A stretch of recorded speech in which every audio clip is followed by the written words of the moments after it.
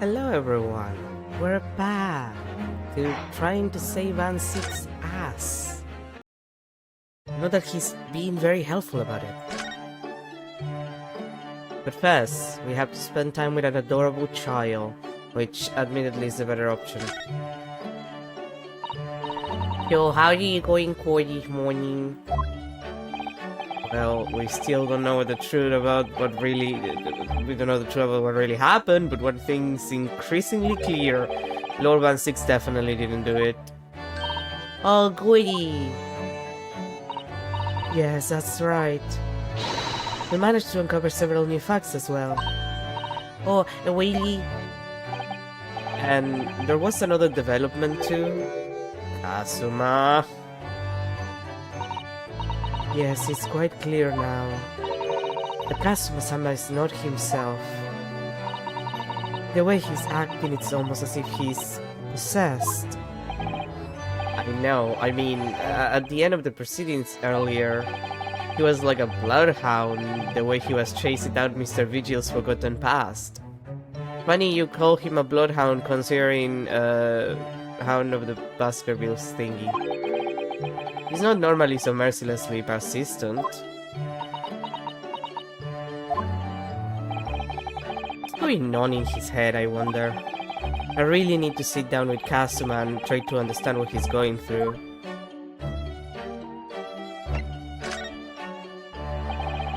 If Gregson was really murdered the day before his body was discovered, then Lord Van Six has to be innocent, you see. What? A day before? Wait, that should be easy enough to work out just by examining the corpse, surely?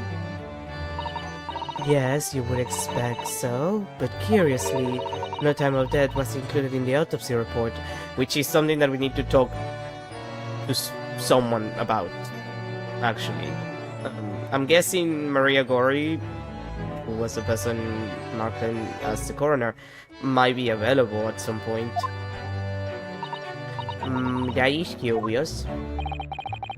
There are still unanswered questions about Lord Van Six though, aren't there? Do you mean? I mean, what was he doing there on Fresno Street that day in the first place? Well, according to the man's testimony, he said he was investigating Inspector Gregson, didn't he? And it turns out that little room was actually the inspector's secret office. Oh, that sounds like it has all the markings of a wonderfully devilish plot. So then, why was that notice board in there covering all those particular papers? Papers about cases with a link to the Reaper. I'm starting to get a bad feeling about this. Oh yeah, that sounds more like something horribly devilish. We must start by looking into Inspector Gregson's movements of late.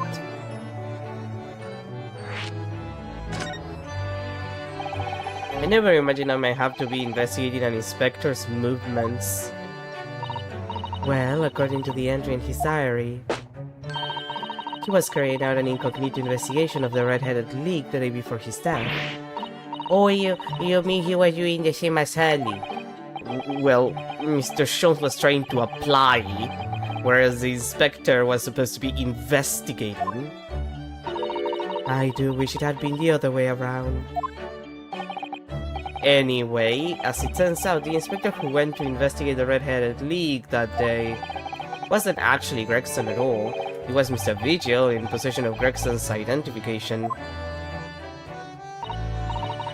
You know what that sounds like to me? Establishing an alibi. Oh my, yes, you're absolutely right, Iris. But why would Gregson need an alibi? It would appear that the inspector had something to do that he wished to keep secret. I don't believe it. I always thought he was just a harmless little fish and chips. But perhaps they were seasoned with something a little more potent than salt and vinegar. I think perhaps we should try to move away from food analogies. Well, anyway, if Lord Van Six felt the need to investigate Gregson...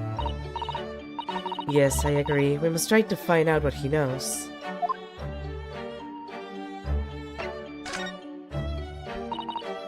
Really, you say? Isn't that the name of the lady who came to visit Haley yesterday?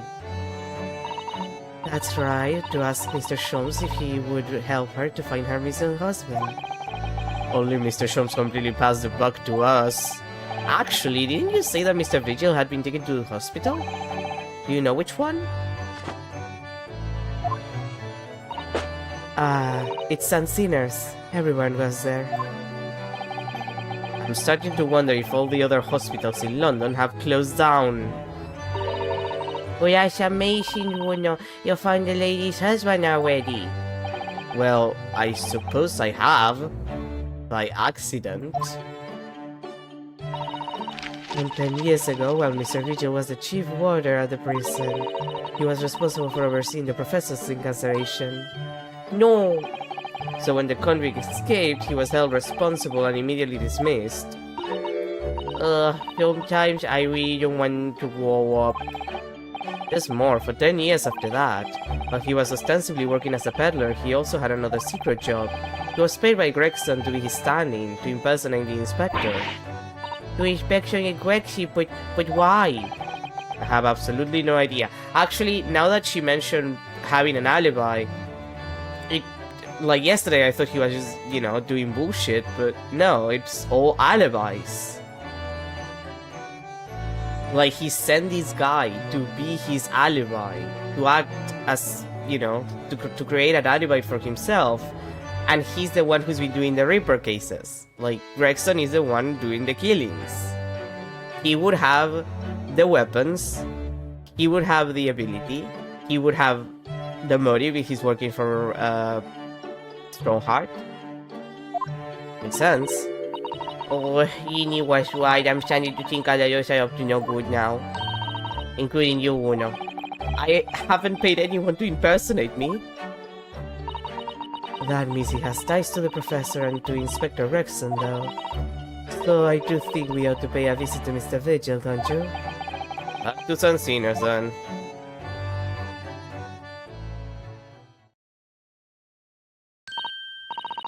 Well, I think it's clear that what we need to do, isn't it? Let us investigate, my dear fellows. Oh, Iris, you're even more enthusiastic than usual today. Even you has anything to hide. My special wisdom showing I always will soon send them straight. That water pistol. It's still full of piping hot extra special brain piping hot extra special brain of mine. And I'm quite sure it will be very effective. I'd better be careful not to hide anything. Well, it feels a little strange that Mr. Sholmes is nowhere to be seen, but still. Let's go and see what he can find out. Yes!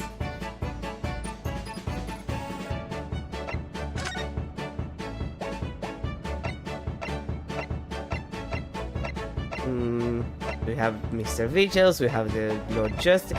Let's go to the prison first. I wanna see how good old man 6 is doing. 2nd of November, local prison, cell 1. Lord Van 6 is reading, look. He doesn't seem like he wants visitors, does he? But he must have noticed that they're here, surely.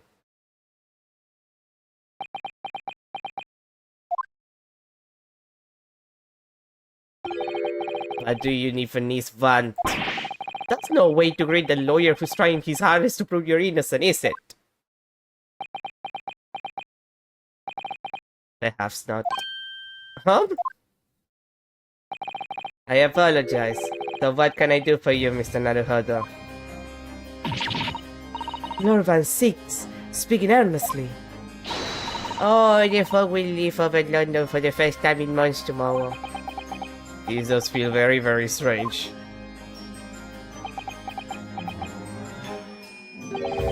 I must say, I was impressed.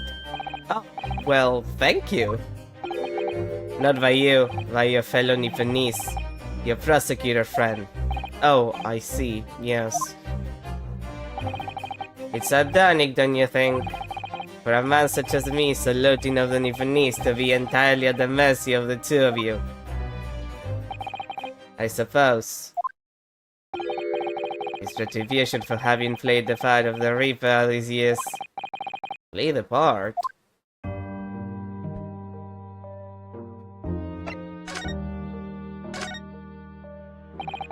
You once told me that you gladly allowed people to believe you were the Reaper because it helped reduce the amount of serious crime that took place in London, which sounds fake. Like, that sounds super fake. Like, I've seen statistics. Worse punishments do not stop crime from happening. It just doesn't. It does nothing.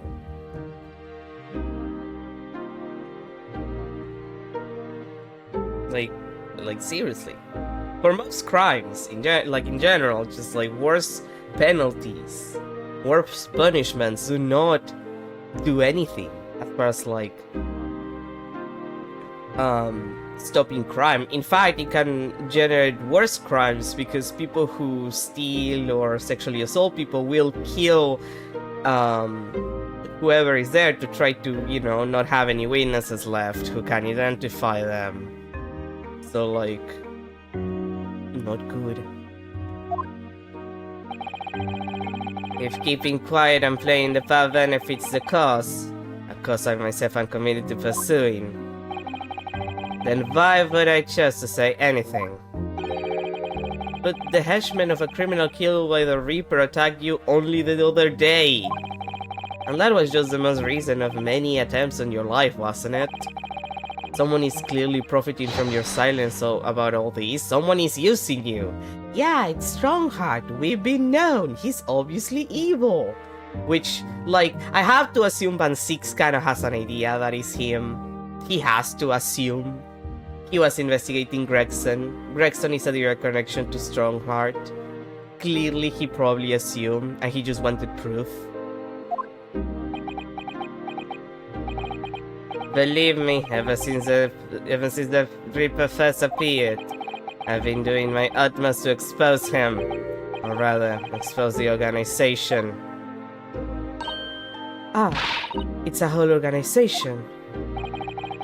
It's inconceivable that all those accidents were orchestrated by one man.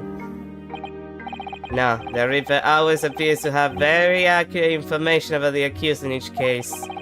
Which can only mean that somebody at Scotland Yard is involved. Someone at...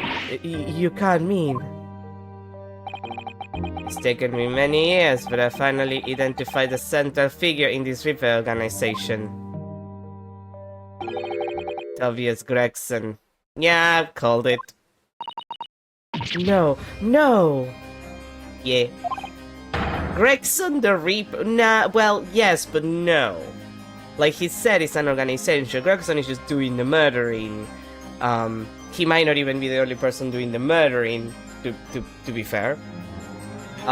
He's not the head of the entire thing, because clearly he's the obviously evil man who wants to make the trains run on time, Male Strongheart.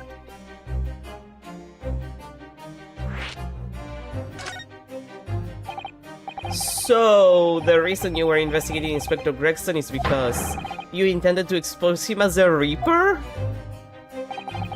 As I said, the Reaper of the Vale is no single person. It's a highly secret organization with close ties to Scotland Yard. But there's no doubt that Gregson was a key member of that organization. I don't believe it. I do. Are you saying that that he was behind the social criminal meetings? Gregson didn't do the dirty work himself. Oh. He was a tactician. His job was to covertly investigate the Max and plot their assassinations. Well, that's less funny than if he actually killed people. In order to do that without arousing suspicion, he regularly needed a firm alibi, and that's where Mr. Vigil comes in. Which is where Mr. Vigil came in, posing as the inspector, that's what I just said. Vigil knows nothing of the Reaper. But the room he rents on Fresno Street was almost certainly the headquarters of the operation. Gregson would have met the assassin there for briefings. So we don't actually know who carried out the killings then. Actually, I do have a name. You... What? Well, if you can name the man, you have the true identity of the Reaper already then. Woman, what part of organization did you not understand? No offense, but like, clearly, it's gonna be more than just the assassin and the tactician. Oh, if I can name the woman. It's a young woman by the name of Assassin. Yeah, we're getting assassin. Yeah, who is Giselle Brett? We know. Like, I did the connection 6 streams ago.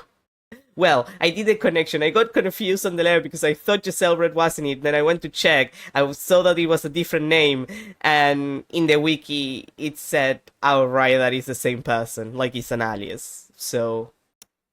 But that allowed me to do the entire connection about everything else, because then I realized that she was sent to kill Wilson, Kazuma was gonna be brought to London to kill Gregson, and that escalated the entire thing.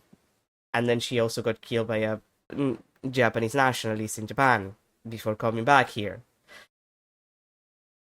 Because it's a Attorney series and a person has to die or almost die every other case. And by every other case, I mean actually every case. Except that one case where no one died. The single case where no dead person was involved. Because there is one. Incredibly enough. Wait, what? Shin?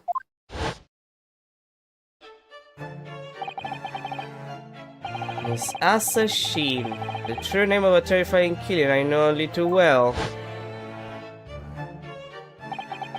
She came to Japan posing as a visiting student and murdered Dr. John H. Wilson. Then, just when it seemed that diplomatic protection would help her escape Japan on conviction, the mysterious woman was herself murdered in a small summer beach hut. And that woman was actually the Reaper of the Bailey? What part of its an organization did we not understand? Mr. Naruhodo, this perhaps isn't the place to discuss. No, of course not. You can't mention it here. The fact that she killed Dr. John H. Wilson because Iris doesn't know, and it's very likely that the man was her father. I love that they're assuming.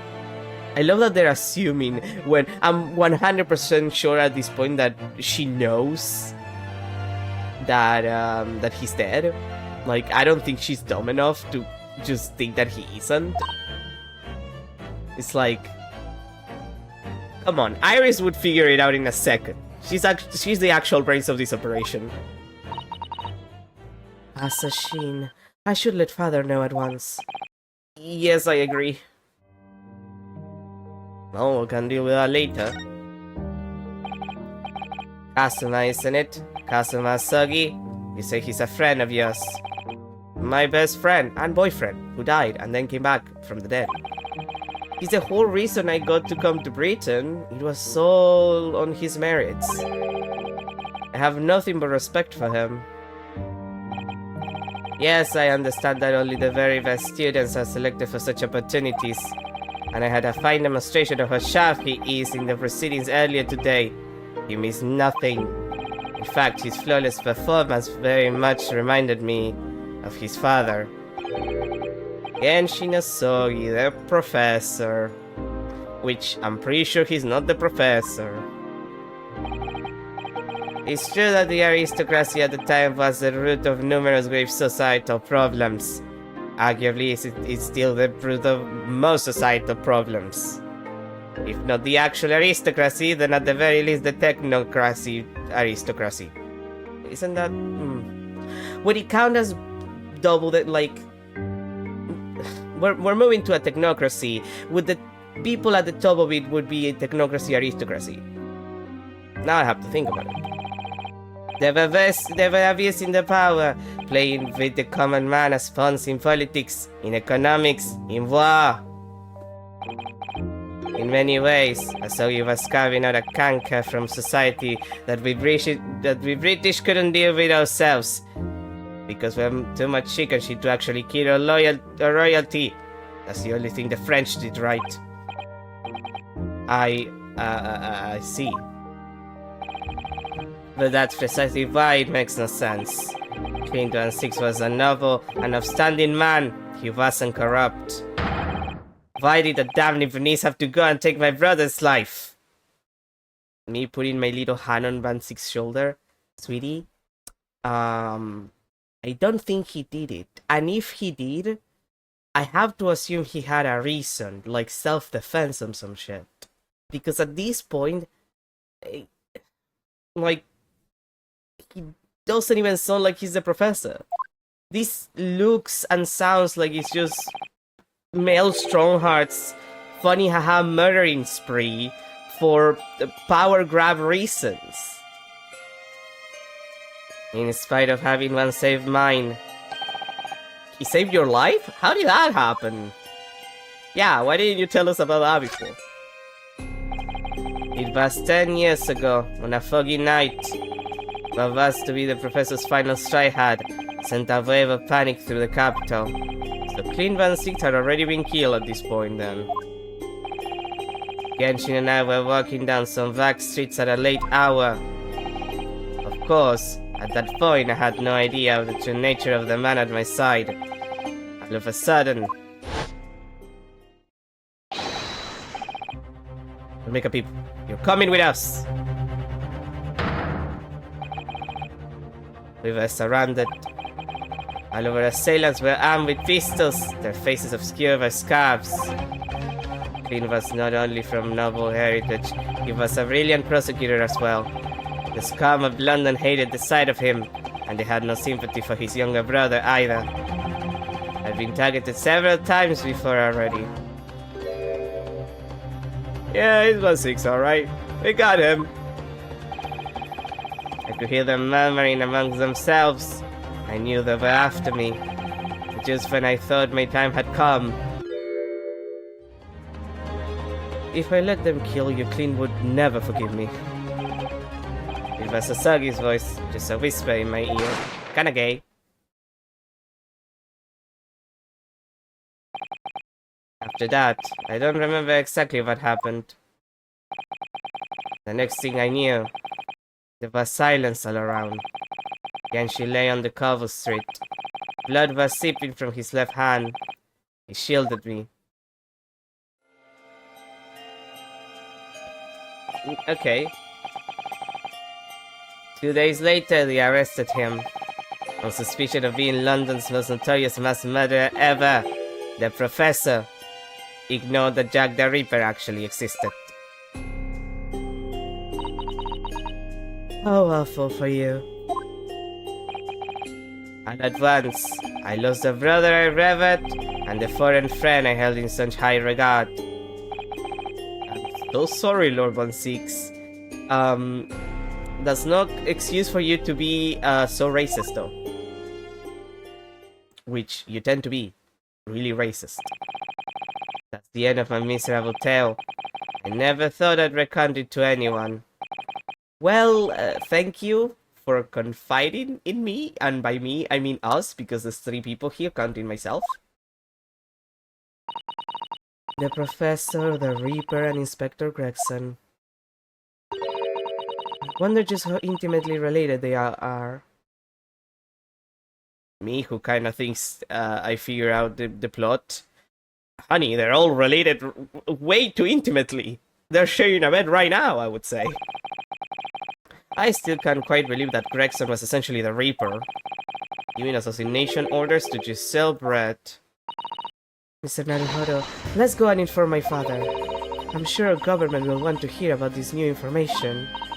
Oh, that means I get to meet your daddy, Susie! Hooray! Yes, alright. Let's head back to the Great Waterloo Hotel then. Anyway, I'll see you later on 6, probably.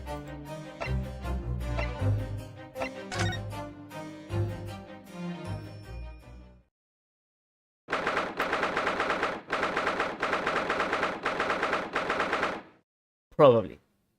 2nd of November, Great Waterloo Hotel foyer. I thought it yesterday and I think it again today. This place is so princely. It's a wild guess, but I have a feeling you'll think the same tomorrow too. My kid has a finer focus than whatever you're saving in your tea room here, wouldn't you say? Ah, look who we have here. This is an unexpected pleasure.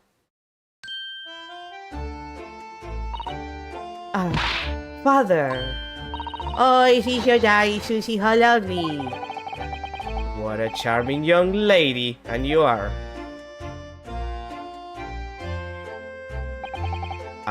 Really, so you're the author of The Adventures of Sherlock Holmes, are you? I'm 100% sure, like, look, at this point, I'm 100% sure, and I've seen the fan art, so I'm going by the fan art, that Eugene is supposed to be Watson. Like, yeah, this game is doing this kind of like the composite character where like, Ryonosuke is kind of Watson, and Iris is kind of Watson, but Eugene is definitely Watson. In a more literal, he's the character in The Adventures of Sherlock Holmes internally, like he's Wilson. How do I put this politely? How do I say this as politely as possible? So the fact that he's not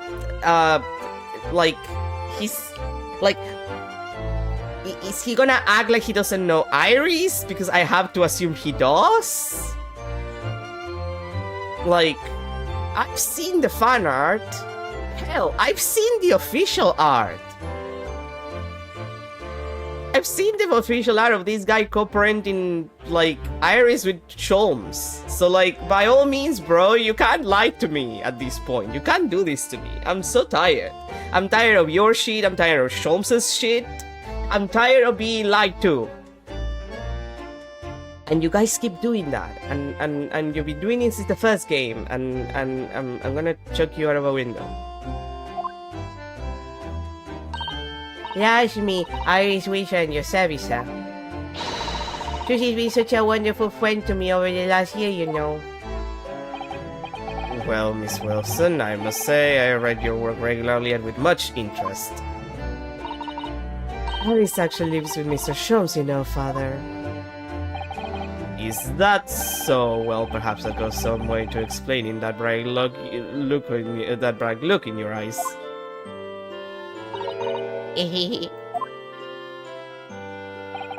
You wouldn't be smiling so airily if you knew just how bright she is, believe me.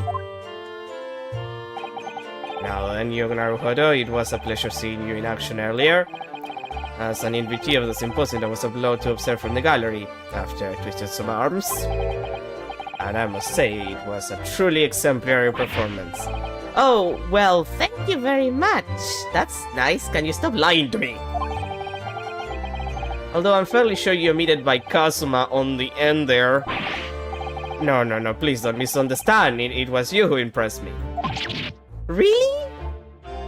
Does that mean you're gonna stop lying to me, you piece of shit? I'm sorry, I'm just so tired. Please be honest for once in your fucking life. You didn't miss a step against Asogi, and we all know how capable he is. Really, to have matured into such a fine defense lawyer in less than a year is quite extraordinary. It's very kind of you to say so. And really nice to hear. What I saw in court today confirmed what I'd been hoping for. The favor I mentioned yesterday, Naruhodo. I trust you haven't forgotten. Oh no, you did mention something, didn't you? But first, we have something to report, Father. Of course. Shall we take tea while we discuss matters further? I wonder what Judge Goku has got to. He's the obviously evil judge that I know is obviously evil because he has a name. And if you have a name and you're a judge, you obviously have to be obviously evil. So I assume he's murdering some... Wait.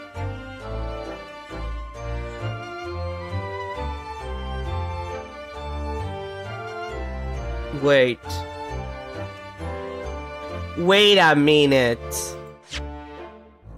Do I have it in the court record? Oh, motherfucker, I don't. I just remember the photo. Remember the photo at the beginning of the case? With the suitcase? Like, they mentioned that when someone came into the fucking room that was being rented, where Gregson's body was found, they were carrying a suitcase, and there was no suitcase anywhere. And it's a stretch because anyone could have a fucking suitcase. But if obviously evil Judge Jigoku, who is obviously evil because he has a name, was the owner of that suitcase that we saw in that photo, did he do it?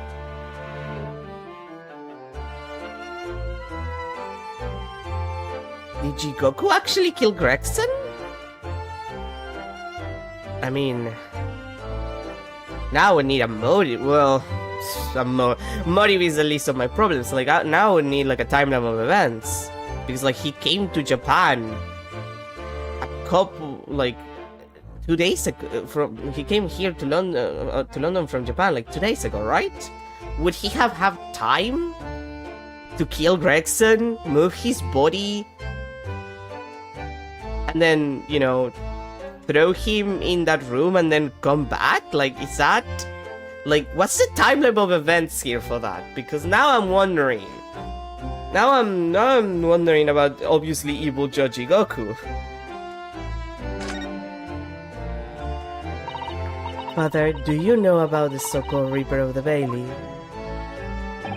I've heard rumors. Some members of the judiciary explained it all to me yesterday.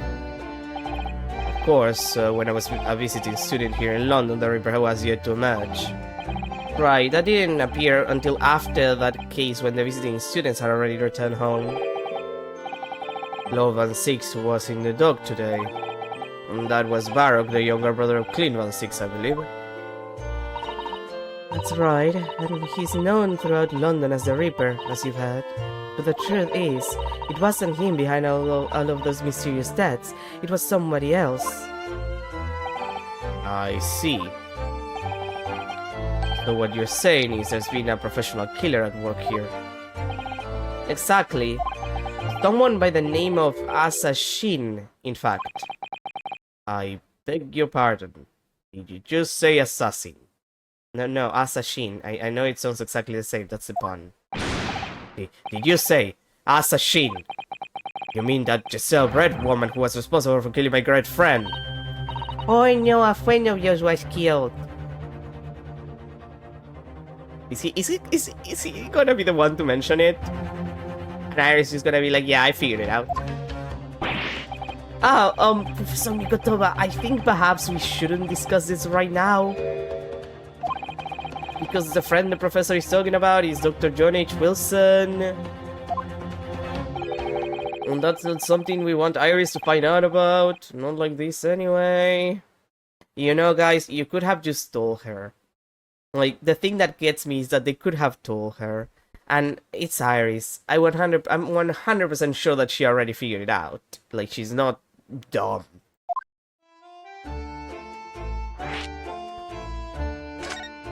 Let's just talk about it here. Immediately. Option to talk about Dr. Wilson's death. Hilarious. I've just remembered something. Biscuits. This hotel has the most delicious looking biscuits. That was rather out of the blue. She's doing this deliberately. I think I'll go and see if I can purchase some. I wonder, would you like to come too, Iris? Oi! You just tried to leave me behind.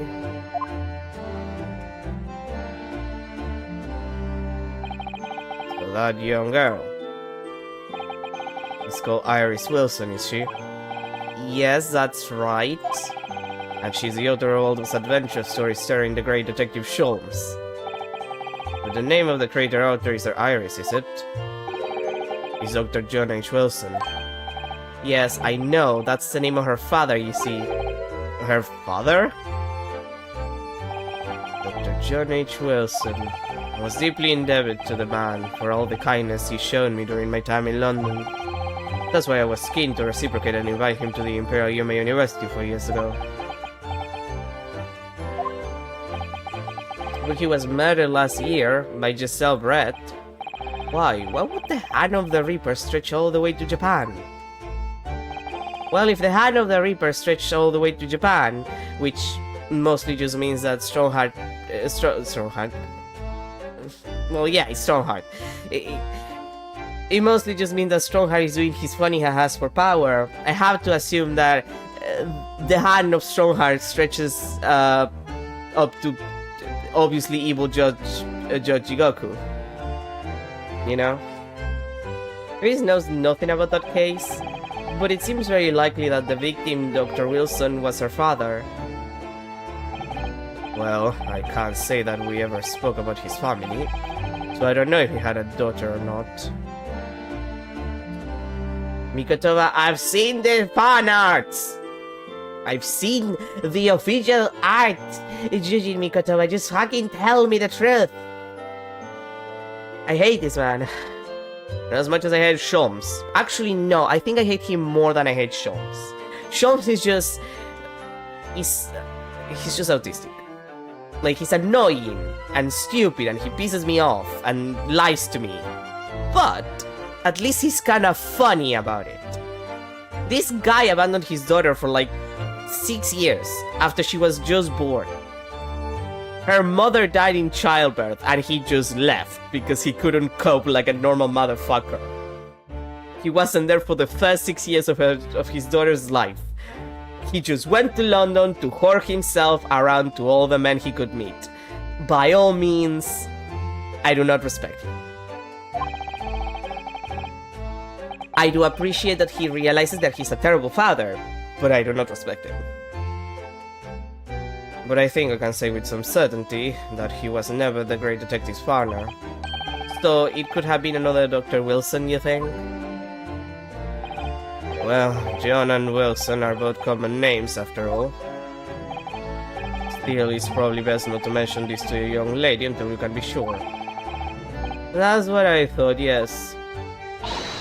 We're back with cinnamon biscuits. Oh god, I want a cinnamon biscuit. No, actually, I don't want a cinnamon biscuit. I want a cinnamon roll. I want it to be fluffy and preferably with no glaze. I know people like it with glaze. I don't like it with glaze. Don't ask me why. I just want a cinnamon roll. Oh, they smell delicious, Iris.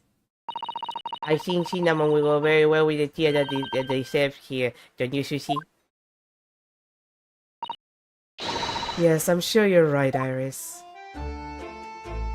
Oh, that was awkward. I haven't seen Judge Jigoku for a while, have you? Like, is he being obviously evil somewhere? Did he kill Gregson? I know that kinda sounds like a conspiracy theory at this point, but like, did he do it? Did he kill Gregson? Guilty!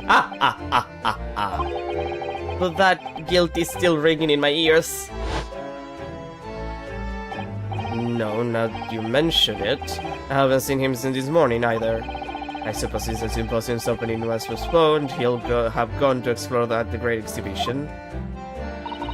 That reminds me of something you mentioned yesterday. About Judge Jigoku having once been in the docks himself. Ah yes, it was all tied up with that accursed trial. The closed trial of Kazuma's father. We're back to that shit. Teshigos was trying to mitigate against his guilt, so he took to the stand to testify. But he got a little carried away and actually managed to break the witness stand. Bro, what? Oh my... He also said some contemptuous words about the British Empire, for which he was charged. Okay, Okay, but he legally can say them as long as he's on, like, a box or something. Like, my understanding of British law, and I don't know if this is true or if they change it or something, but I was told this. So, if misinformation was spread to me, I just want to spread it back, as one should do on the internet. But I was told that you can't talk shit about the Empire, and specifically the royalty in, like, you know, the Empire. But you're allowed as long as you're not touching the Empire. So if you, like, for example, put on a chair or like a box, and you stand on the chair and or box, and you're not standing on the land itself, you can technically say whatever the fuck you want. Supposedly. If that is misinformation that I've been told, I'm glad that I'm spreading it, as one does on the internet. Oh dear. Although it's worryingly easy to imagine him doing that. Well, it was alright in the end. He was acquitted and we returned home to Japan together. Goodness. Yes, talking of Seishiro. I have a copy of the photograph we all took together here yesterday. Please. Yeah, see? That's what I was talking about. Thank God. We got it back. Like that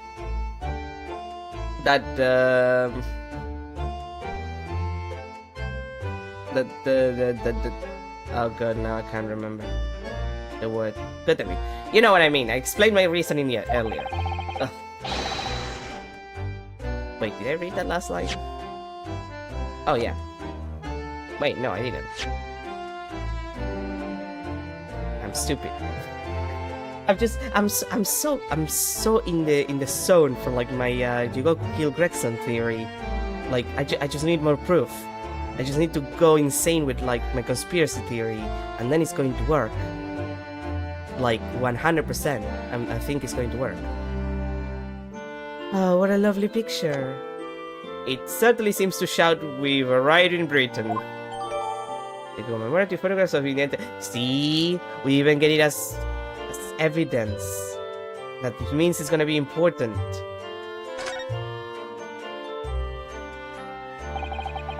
None of us had any idea what was coming when we took that, did we? No, that's so true. Is that true, Leslie?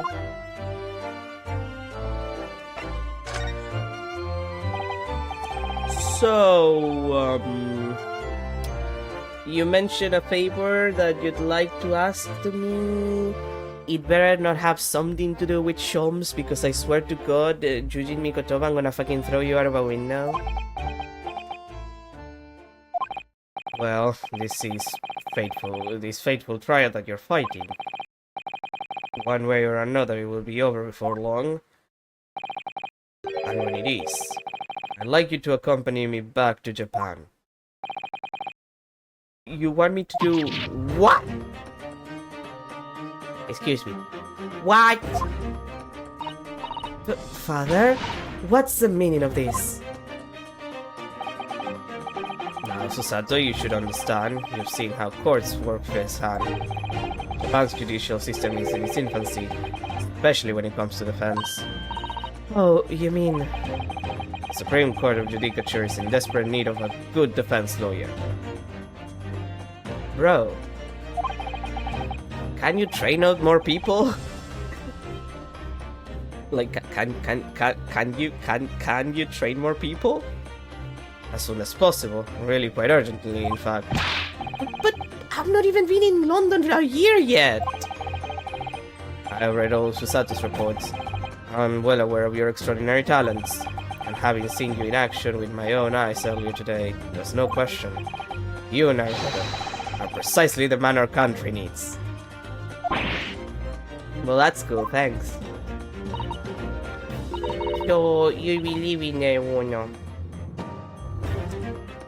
You know, if Phoenix's ancestor was so important historically, and it makes more sense in when the game is untranslated, like without the localization, I mean, for the original series.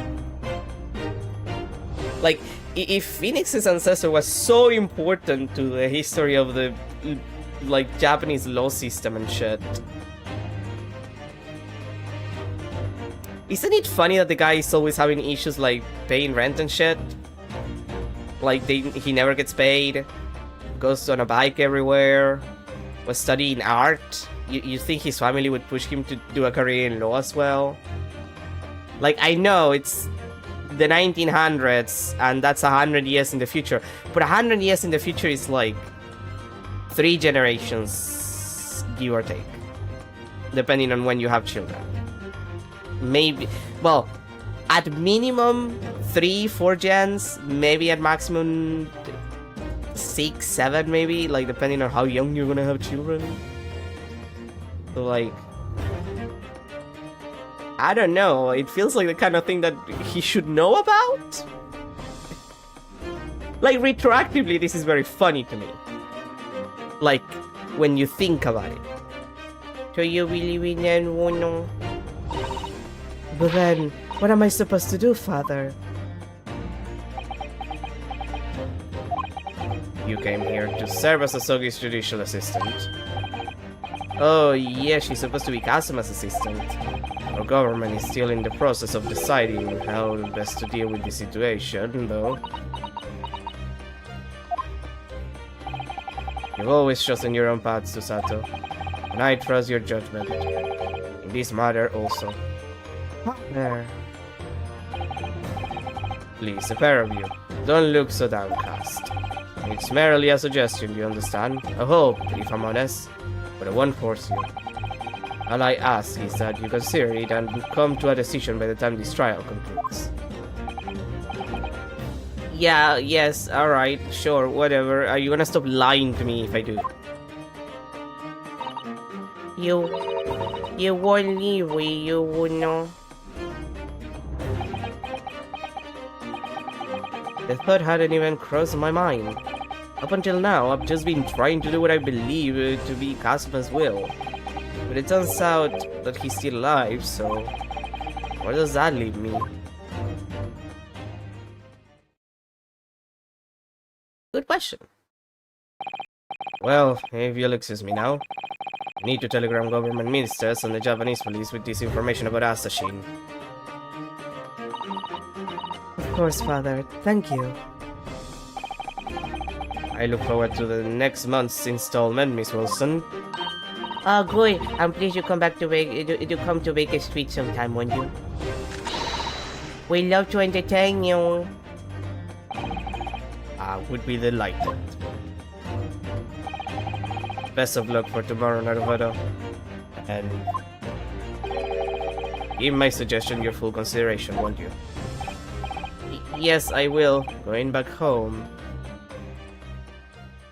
Look at that. Well, if I go back home, I'm gonna have to deal with Sholmes, so that's a positive. You know, Kazuma-sama has always meant a great deal to my father. I'm sure he'd love the chance to meet with him and talk to him about all of this. Yes, no doubt. Asashin. Of course! It's so obvious! Of course it's him. How could I have neglected to consider the possibility for now? Ah, Mr. Sholmes! Helly, why will we do... where have you been? Why are you here? I joined you off with E, of course. What an extraordinary question! I didn't notice you at all. No matter, no matter. Anyway, 2 more pressing concerns, Mr. Naruhodo. Yes?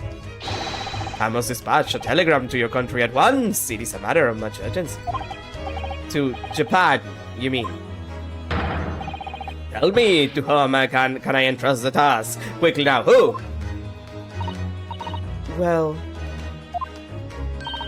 my father has just now left to send a telegram to the Imperial Police Bureau of Japan himself.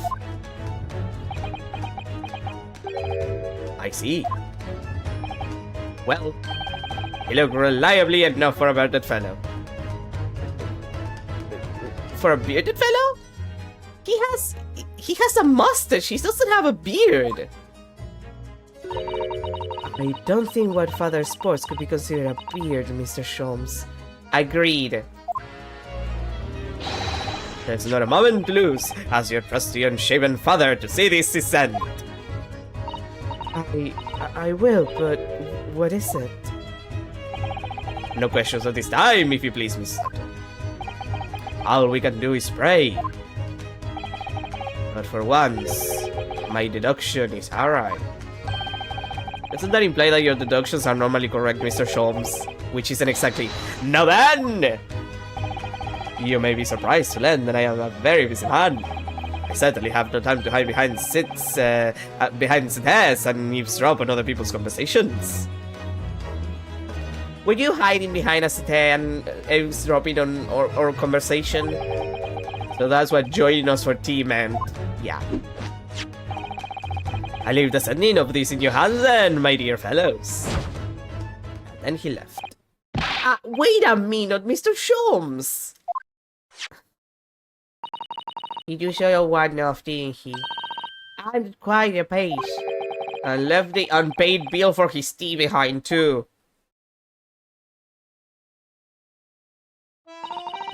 I must catch up with father at the telegraph office at once. I now want and call a cab straight away.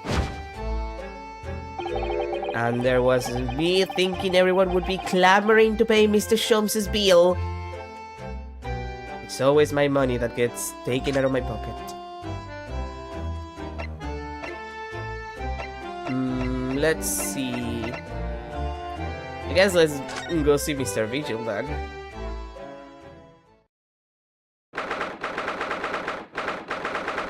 2nd of November, St. Sinners Hospital, Ward 3.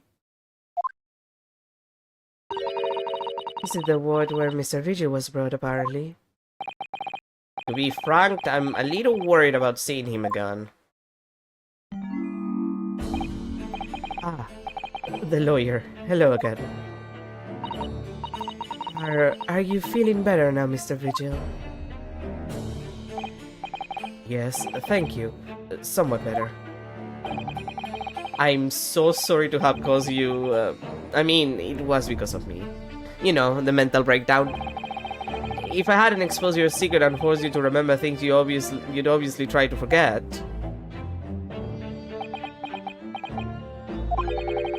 The prosecutor was here until a few moments ago too. You just miss him. Oh, Kazuma beat us to it. He said much the same as you. He was very apologetic. But the truth is, I brought all this upon myself. Please don't think like that. Keeping it from my wife all these years, I've carried such a sense of guilt. But that's not the worst of it. Over time, I obviously came to deceive myself as well. What is with guys voguing in this game? Like, Sholmes keeps dancing.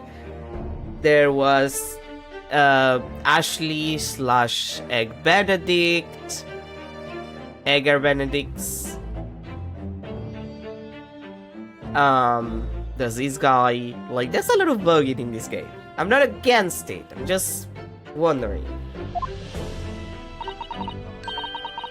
To be fair, this is the most depressing voguing that I've seen in my life, but, you know. Voguing is voguing, even if you're doing it depressed and with half a foot in your grave. You mean about your dismissal? Looking back now, I'm beginning to think that perhaps Inspector Gregson didn't stumble across me by accident at all.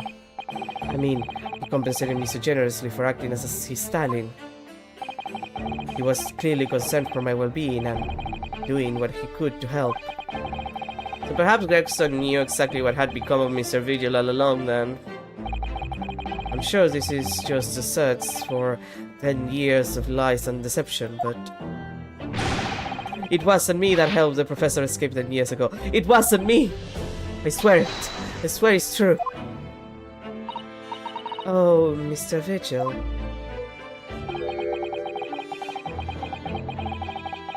I'm I'm sure you're rather not red shop even more from your past. Oh god damn it, I thought it was him. I'm sure you're rather not red shop even more from your past at this time, but if possible, could you tell us exactly what really happened? I want to. I need to get all of this off my chest. I just want someone to tell me what I should have done. Don't we all? That's a very understandable feeling. Inspector Gregson was obviously engaged in a special operation of some sort. He was investigating something that even Scotland Yard couldn't know about. Details of the Reaper's marks, yes. It was when he had to carry out his investigations that I would take his identification and impersonate him. You'd pretend to be the inspector and carry out investigations on his behalf. Oh, no, never! A common street peddler couldn't possibly carry out a proper police investigation. All I would do is go to the specified location and make a little hoo-ha. Just something to leave an impression, so everyone there would think a detective called Gregson was here. So, that's what you were doing on the day prior to the incident. Yeah, so it is creating an alibi. It's just that. Yes, he asked me to make an appearance at the park on Lime Street for the Red-Headed League event. As usual, I flashed the inspector's identification around and was very vocal about my presence. Well, then you were taken prisoner by those red-headed Faustus. Yes. So, you would always make a point of showing Gregson's identification and generally being loud.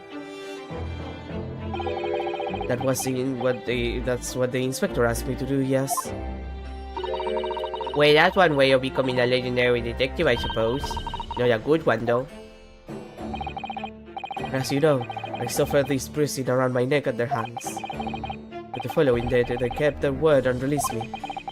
Without returning the inspector's identification to you, however. We had arranged to meet in the Fresno Street room at 5 that day so I could report back to the inspector. But at the agreed time, that's when I heard a gunshot. It was at midnight on the 17th of June 10 years ago. That was the time scheduled for the execution. But the professor's execution never actually took place, did it? Or rather, the execution itself must have been used to effect the plan of escape. I hardly dare to imagine what a chilling plan it was. Barclay was renowned for being the highest security prison in the country. Everything that went in or out of the place was searched multiple times. There was one notable exception. Or rather, one notable loophole. Something that was never questioned. I have a feeling I know what that loophole was now. The coffins into which the bodies of the executed convicts were placed, correct? Yes. Once the coroner had confirmed the death of a condemned convict, the body was taken in its coffin for immediate burial in Lowgate Cemetery just behind the prison. The warder first had to sign the necessary papers. And after that, no member of staff was permitted to touch the coffin containing the body again. When execution took place, only the executioner and the coroner were permitted inside the chamber. But wait in the adjacent room for word that the condemned convict was dead. On that occasion, once I had that confirmation, I went into the mortuary to find a lone coffin, as usual. The procedure was that I thought was that I would sign the paperwork, having checked the coffin, then nail it shut. But for some reason that day, the coffin was already nailed shut. No. I didn't think anything of it at the time. Not the... Bro, suspicious. I assumed that my deputy must have checked the coffin and nailed it shut before I arrived. So you mean the coffin contained... Yes, I can only imagine that Asogi, having escaped his execution somehow, was alive inside the coffin. The coffin was then taken through the main gates and deposited in Lowgate Cemetery. Presumably there wouldn't have been enough air inside to breathe for long. So in the early hours following the burial, somebody dug up the coffin again to set Genshin free. But in the end, he was fatally shot in the graveyard anyway. What on earth really happened in Logate Cemetery that night, I wonder? I'm afraid I really don't know. All I can say with certainty are two things. Asogi couldn't possibly have escaped that way without help from somebody working in the prison. And that somebody was not me.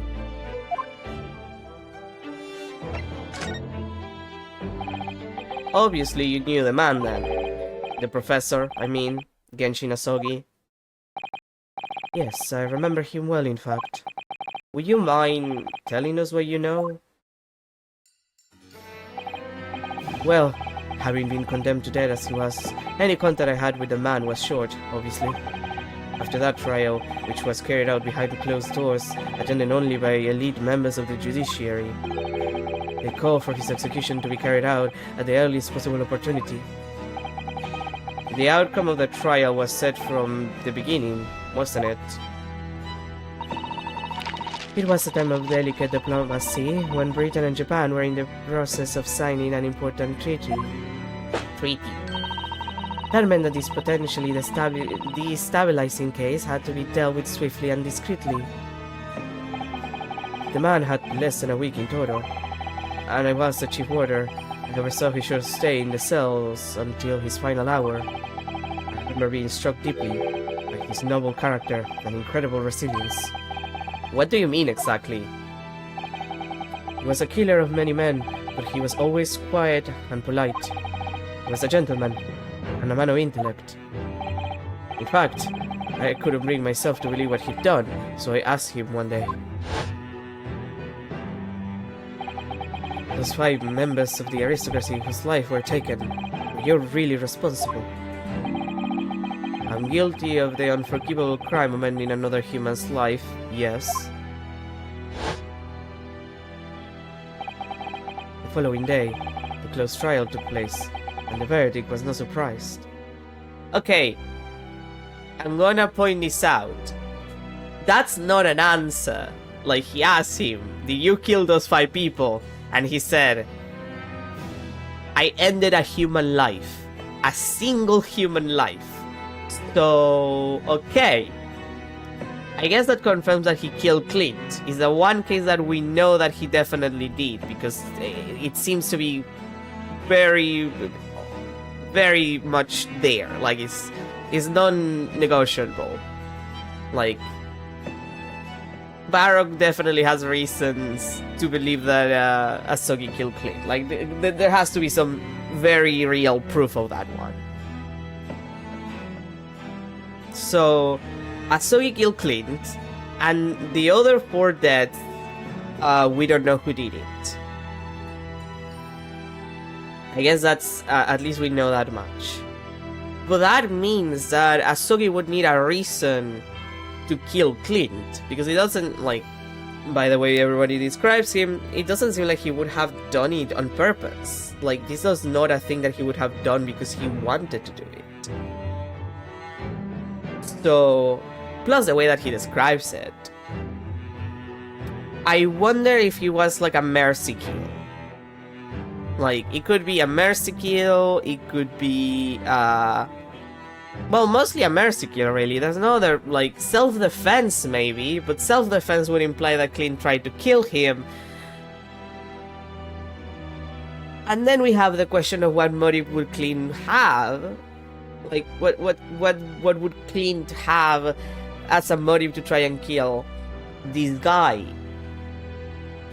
And then the only reason that I can think of is if it's self-defense, is that actually this entire bullshit goes back to Clint. And by goes back, I mean that Clint is, well, was, he said. Clint was the professor. And Asogi found out, and Clint tried to kill him. And Asogi was like, well, I'm gonna have to kill you in self-defense. What can I do? Oopsie. And that would make sense. But that begs the question of what Strongheart has to do with it. Because I'm still 100% sure that obviously evil person doing funny ha-has to obtain power, Mel Strongheart, is at the head of this entire thing. So if he's still at the head, which I believe, it would be Strongheart and then Clint, and again whoever associates directly with Clint, if he's a professor, because he probably had help with the crimes. So maybe Strongheart had blackmail on him or something. That could be a thing.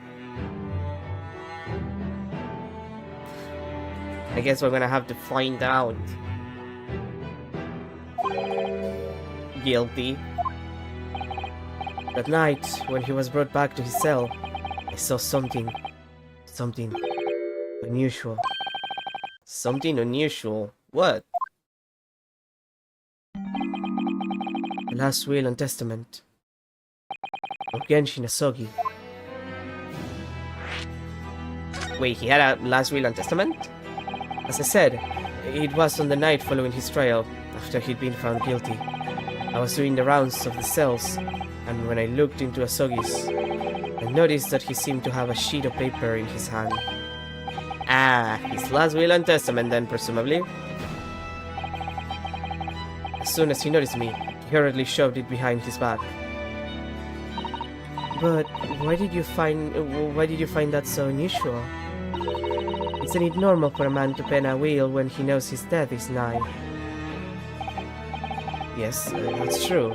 But there were special conditions to Asogi's incarceration, you see. What sort of conditions? Let me guess, he wasn't allowed to have a last will and testament?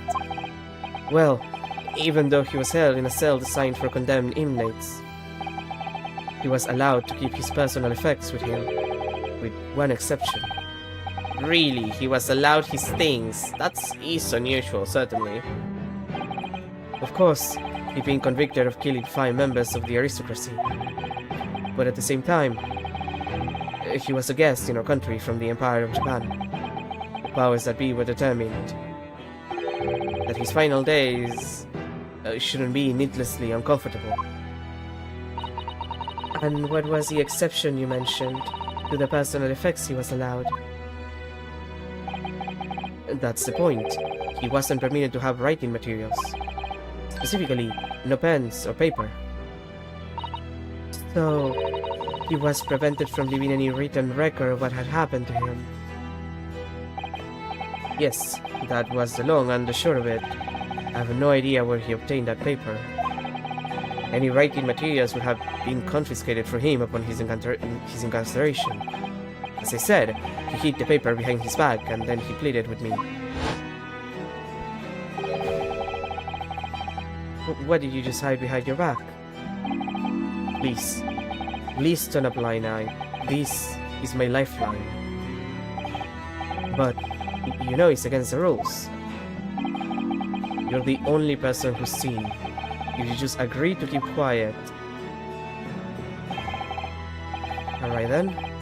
But what's on that paper? A last will and testament. This will is the only weapon I have left now.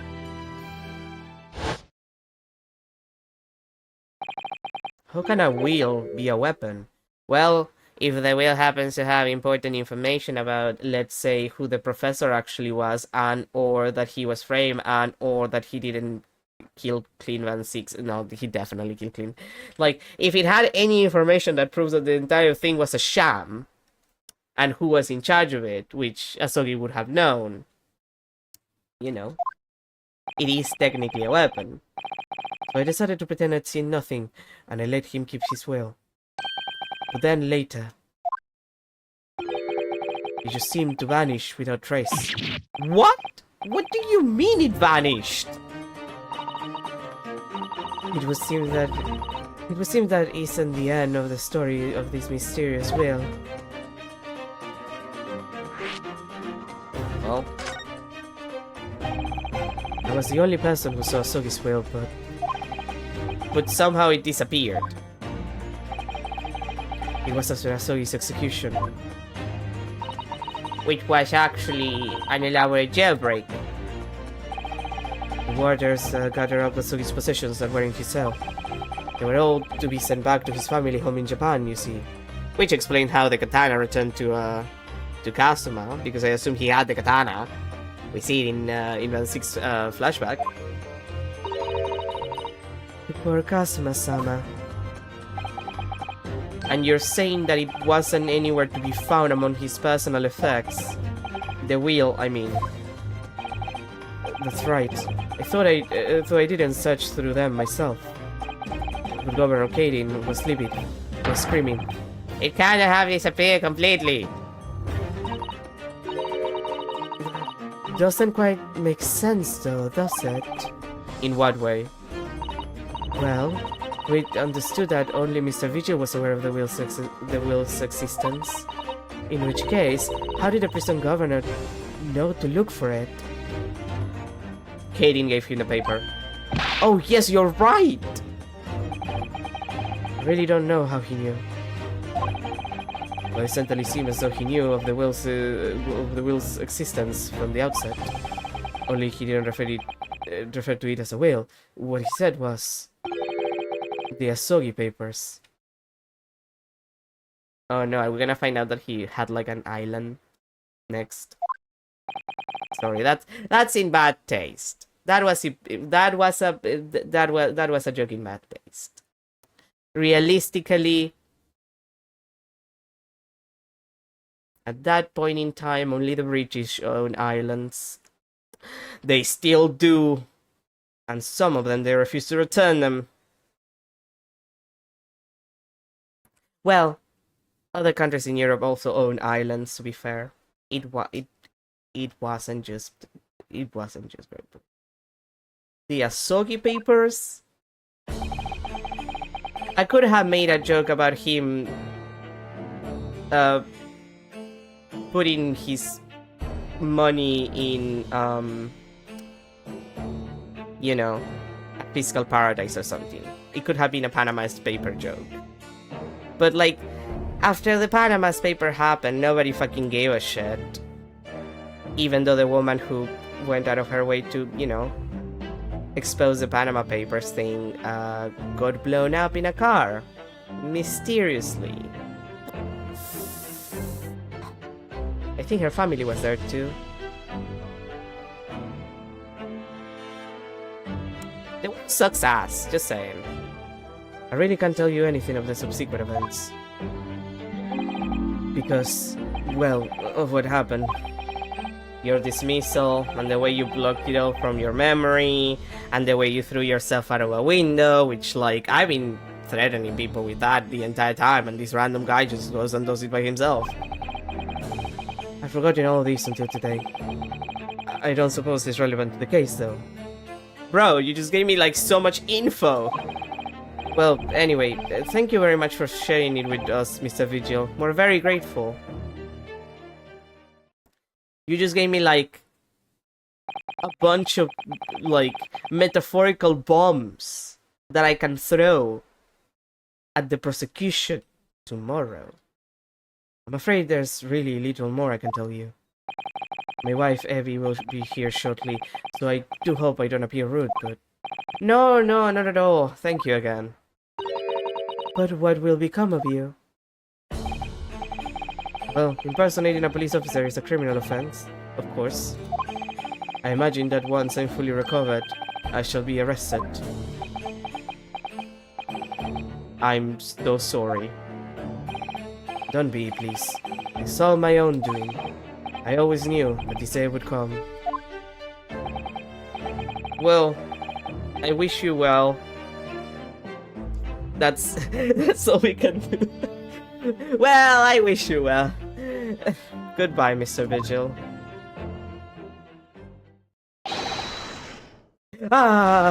Before you go, there's just one thing. Oh, yes? What is it? The Asogi papers. Yeah? I'd be very grateful if you'd make no mention of the things I told you about them. Presumably for some good reason. It's my understanding that their very existence is a closely guarded secret. If it became known that I'd remembered, well, it would be rather troublesome, I think. I understand. Don't worry, we won't tell you that you told us. Some sort of will that Genshin Asogi penned just before his death, which the man himself claimed was his last weapon. I wonder, perhaps it had something to do with his plan to escape. If there's anyone who might know more about a document that Kazuma's father left behind, it would be Mr. Vige's governor. Then we know precisely where we must go. Back to Barclay Prison. God, he's so depressed. Well, it might be the fact that he just, you know, remember that he threw himself out of the window. And also he has to deal with his wife, which gonna be awkward that. That one's gonna be awkward. 2nd of November, Barclay Prison, Governor's Office. Hi, how you doing? Hi, back again, yes, hello? I heard all about your investigations. I read the report just now. You found him, eh, Vigil? Yeah, thanks for giving us the dismissal letter. Now, question, if you don't have the papers, like if you don't have the Asogi papers, do you know who could have them? Yes, luckily. Well, anywho, I doesn't now work here no more, so your case is now to do with Barclay. I would not like you to get the wrong idea about that. Of course, yes. Mr. V just stopped working here 10 years ago now, so... Yes, we've seen his dismissal notice, haven't we? He was given the chop. Aye, Kimmer, you can very well. So how about a brief handcuff biscuit? Oh, they really are the little handcuffs. And has iron too. So what were you done here today? Well, there's something we'd like to ask you about, actually. That's so. Yeah. Like, I don't know how to put this politely, my brother in Christ. We believe there might have been a document that disappeared from Genshin Asogi's cell. I think it's being called the Asogi Papers or something. Music immediately disappears. Leaves the tea behind and the biscuits. I ain't say excellent enough to do with the things that might have happened at Barclay. Leave the past in the past, laddie. Let's not fool our vote with irrelevant details. His expression changed completely. We're clearly onto something here.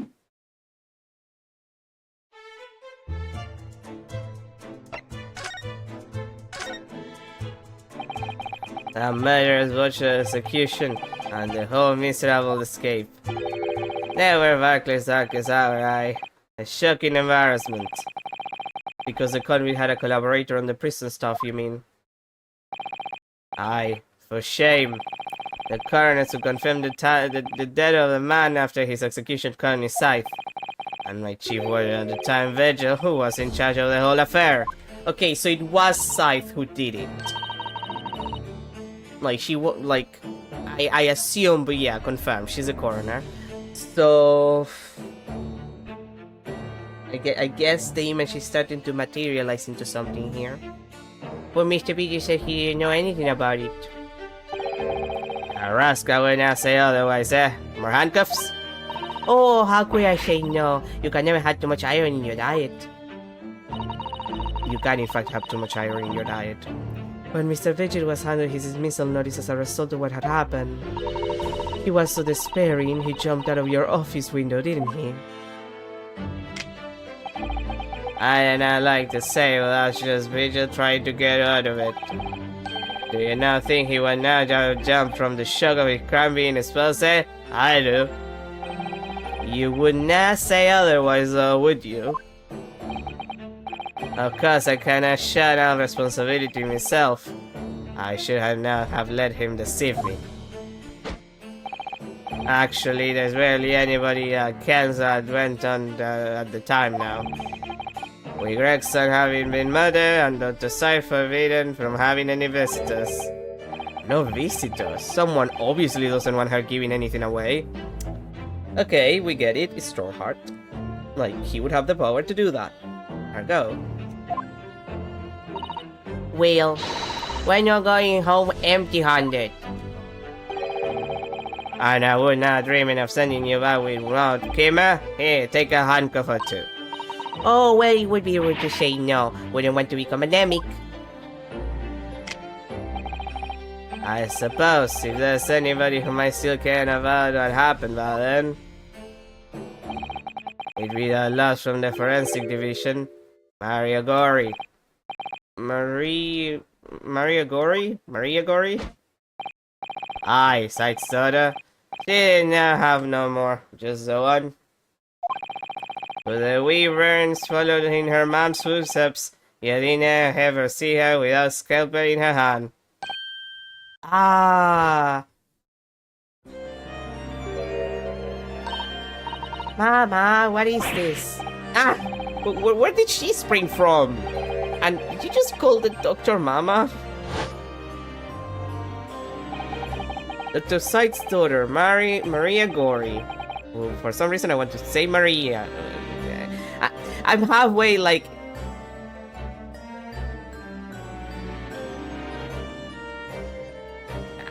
Don't know what I'm doing with like pronouncing Maria. It's like Maria. Technically would rather apply, but I guess it depends on it's all about the accent. We could do with talking to her. I guess it should be Maria. Anyway, about Gori. So she's Dr. Seid's daughter, but her surname is Gori? Ah, that's some family history, I'm sure, but I don't care any ins and outs about it. She grew up watching her mom working with the bodies of folk who died in strange circumstances, and decided to do the same with her own life. I can now understand it myself. Perhaps she was driven by a deep respect for her mother. Perhaps. Anywho, she was in charge of Gregson's autopsy, I believe. Right, and the coroner responsible for this incomplete report. Someone told me once that the wee lassie always loved to hear mom stories about cutting up bodies. There's even a rumor that she used to listen to their funeral match as a lullaby. Well, then perhaps her mother might have told her about the autopsy from the case 10 years ago. Aye, I'd say there's a fighting chance at least. After all, that was a life-saving case for all of us. We really need to speak to Miss Gori herself about this, I think. Well, thank you very much. I am not happy about any part of this. It took years for Londonese to finally forget the whole professor business. Can you not give up on this, laddie? Stop asking pointless questions. I'm sorry, I don't like dredging up these painful memories for everyone. Can you just not stay away now? Leave me alone and then come back here, eh? My brother in Christ, I'm afraid you're gonna end up being a witness in the trial at this point. Like, I'm gonna have to bring you into the court at this point. Just saying. Are you come to care about that, laddie? There's not many folk even here in the prison who've heard of those papers. Well, I can't tell you, Mr. Vigil told me. I'm afraid our sources must remain confidential, sir. We've been led to believe the papers are actually a last will and testament. Is that right? And if it is, do you have them? The professor's, or rather Genshin Asogi's.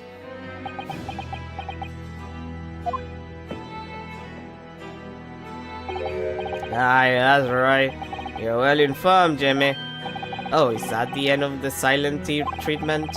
But then, after the convict's execution, it mysteriously vanished from his cell, didn't it? Have us now, you're off at a half-cock there. I think you did not quite get your facts straight. He was there in the cell, exactly where he should have been.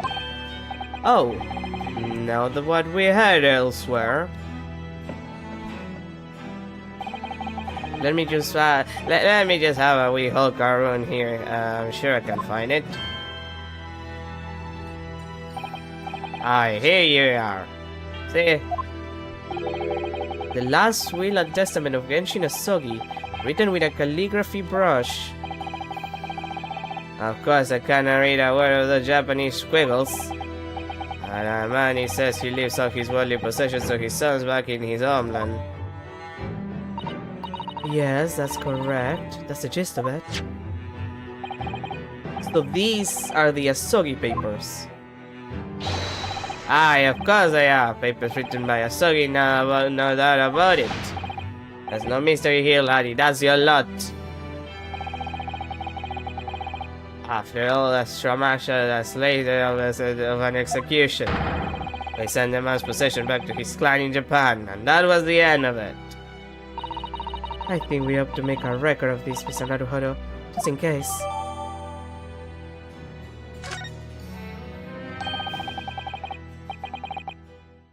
Yeah, I know, just give me a second. I need to check something.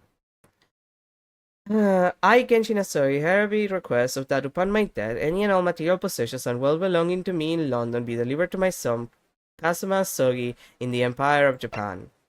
It is with deep sadness that I accept my fate in this foreign land, in the knowledge that I will never see my homeland or family again, for I regret nothing about my chosen path.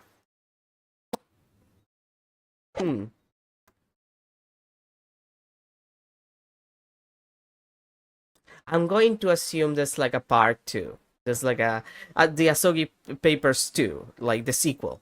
The Asogi Papers Electric Boogaloo. Like... And that's why he this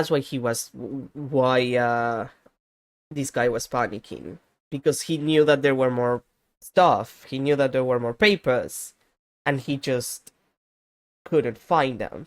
And that's where the actual important information is. Like, it's gonna be some bullshit like that, or it's an entire different like set of papers, which admittedly that kind of counts as the same, because it's like you just combine the two, like Will and Testament plus all of the funny haha confessions. One thing before you go on your way, Mr. Naruhodo. Oh, yes? Those papers are not to do with Gregson's death. I'd prefer it if you did not make no mention of them outside the Yost office. Or rather, I would not just prefer it. Consider you an order from the highest level of our government. I understand, and I will proceed to ignore that order.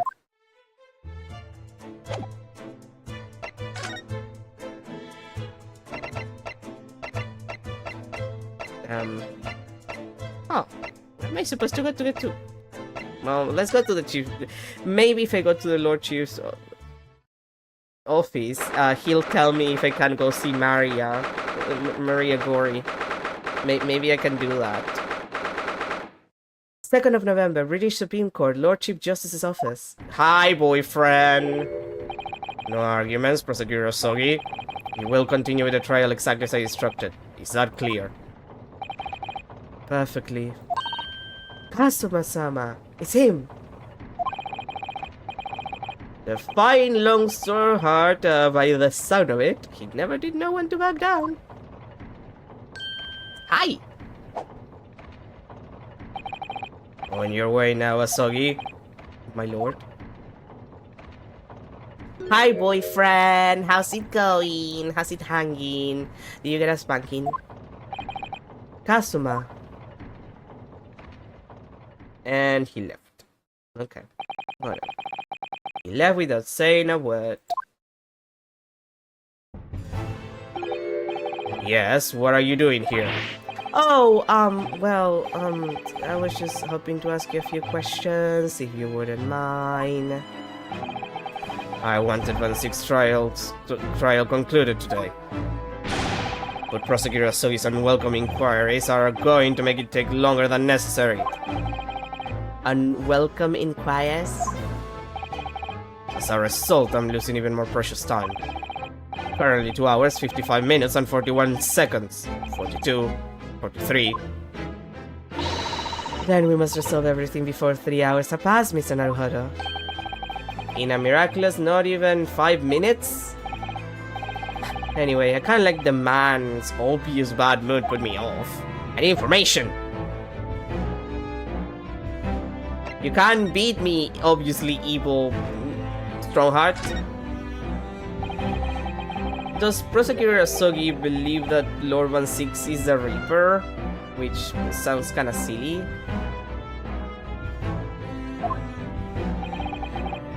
I wouldn't know.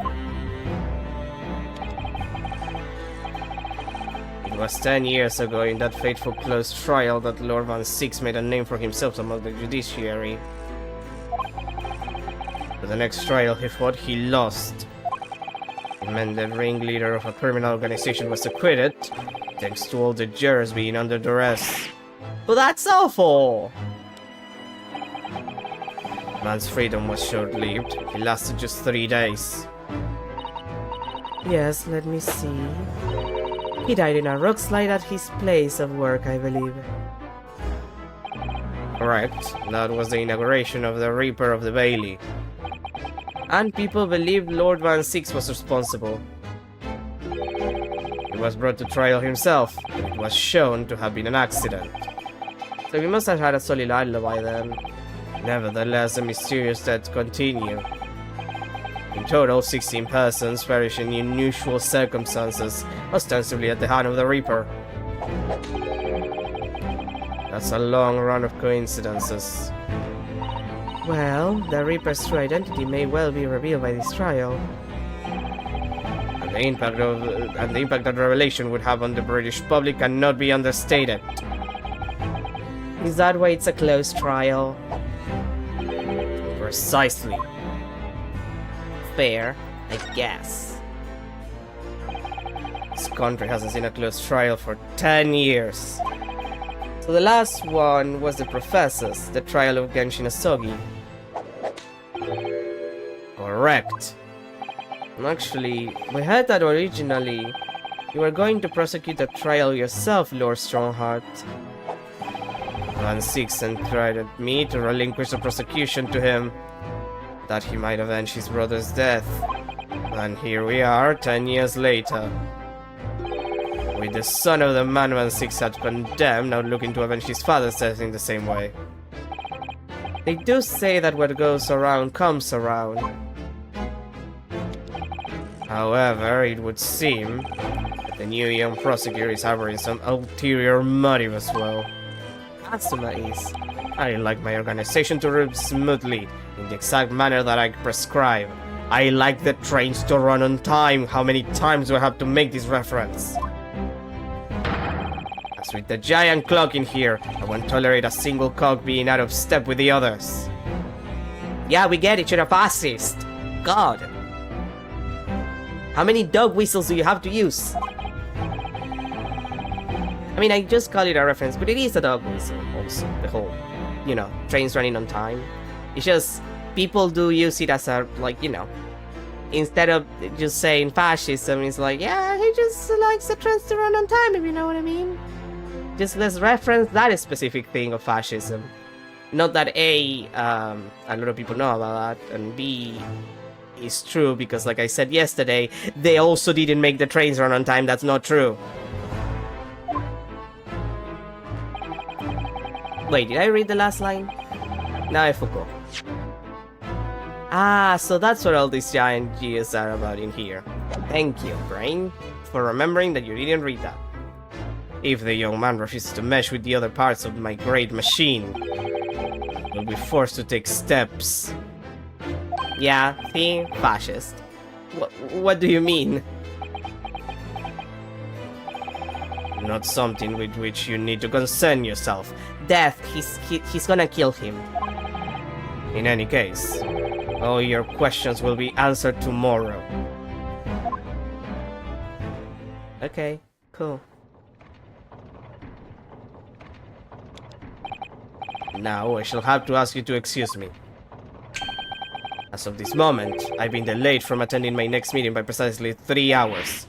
Oh my, that is a long time. And I hold you entirely responsible. Even though we miraculously managed to fit everything into not even 5 minutes? You are already running over 2 hours late.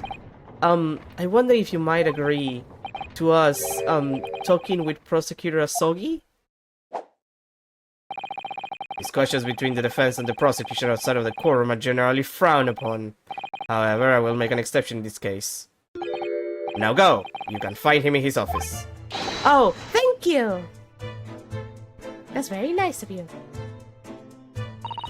Let's go to see him at once, Mr. Naruhodo.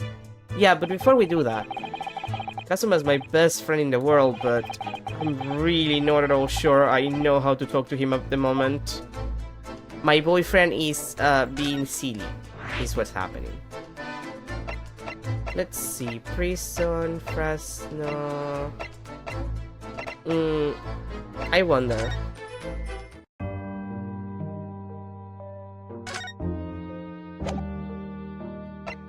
Would you? No. Like, mostly, like, someone has to tell me how to get to, where Maria is working. Clearly it's not, anyone that we've seen so far, because they disappear, like, we get out of their dialogue, and or disappear. So, I have to assume that you're the one who wants the autopsy report. What's that?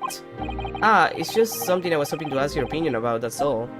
It's a serious crime for the defense to attempt to extract information from the prosecution by illegal means. I think we have more of a defense and client relationship down now, don't we? Okay, so it's not you. So, who else do we have?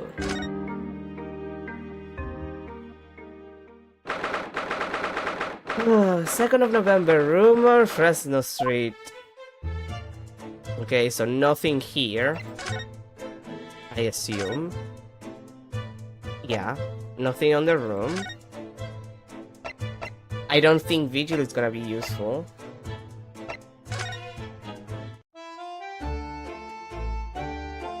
I can't even, like, check here.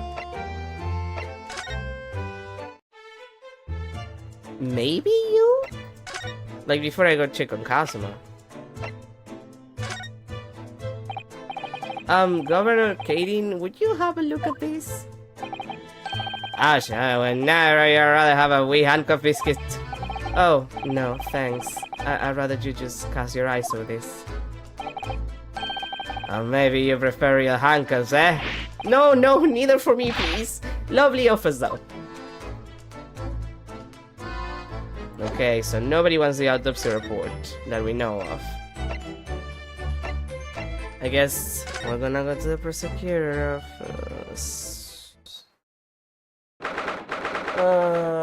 Maybe he'll like it. Hi, giant painting of Clint Van Six. How you doing? You are, in fact, very large. 2nd of November, that's what she said. 2nd of November, prosecutor's office. Ah, they even have like a model thingy. That's adorable.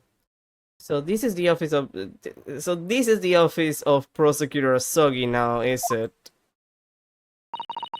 Kazuma-sama is doing so well for himself.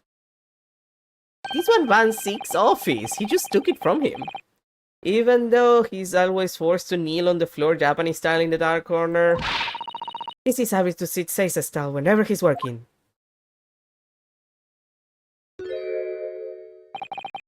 Kazuma. Hi, boyfriend. I thought it wouldn't be long before you paid me a visit, Renosuke. I was right about what I said, wasn't I? Sorry? That you have all the makings of a great defense lawyer.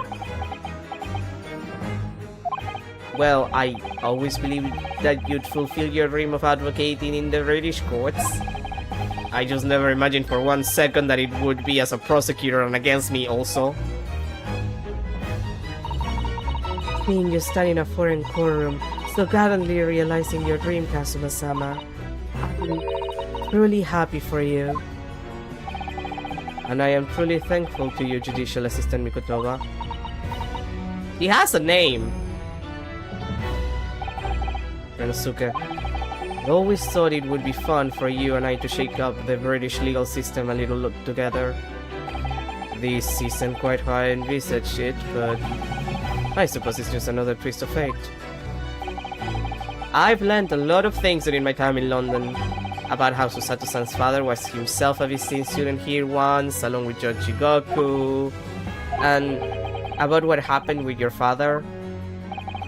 Then you'll have no difficulty understanding why I had no choice, why I had to find a way to get to Britain as a visiting student myself.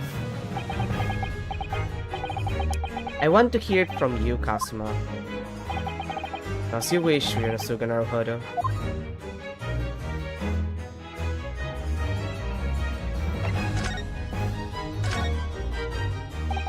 It's getting on for a year now, since what happened on the SS Beria. We're heading across the oceans from Japan to Great Britain. When a bizarre series of... serious? I think you mean series. When a bizarre series of coincidences led to those tragic events, I thought I'd lost my best friend forever. I must have been unconscious for a long time. When I awoke, I was lying on a bed. It was a narrow little room, with a posy of flowers by the pillow. It took me a while to realize that I was in the cabin of a ship. I slipped out of the room and headed up onto the deck. Were you already suffering from amnesia at that point? Yes, I didn't know what had happened or where I was. There was just this voice in my head. Something you have to do. Something no one else can know about.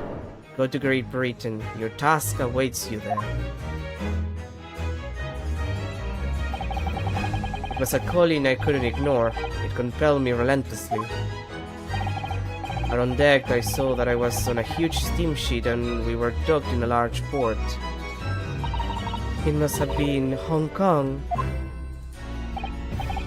Yes, it must have been, presumably just before they were due to carry your body off the ship. I had no idea of the situation, but I did have the feeling that this was in some way my last chance. So I concealed myself along the disembarking passengers and went ashore. Then I disappeared into the crowded streets of that foreign port city, so I could plan my onward journey to Great Britain. Very proficient for a man with amnesia, I mean. Just under a year ago, with all my past memories lost to me, I was left behind in Hong Kong. Everything was foreign to me. The sights, the sounds, the smells. My head reeled. I was truly at a loss. I realized now that I'd escaped as a dead man, with nothing but the clothes on my back. No money, of course. Oh, how terrifying for you. Luckily, though, I had two feathers in my cap. One being your knowledge of English, I suppose. That's right, and on the back of that I was able to pick up some work as a deckhand on a cargo ship. Eventually, after calling at countless ports, I finally arrived at Dover. That must have been some 30 months ago now. Your formidable tenacity of purpose showing itself again.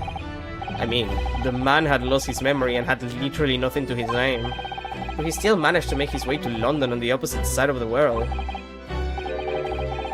Of course, I had no idea where to move heaven and earth to get here at that point. So how did you end up becoming Lord Van Sick's apprentice then?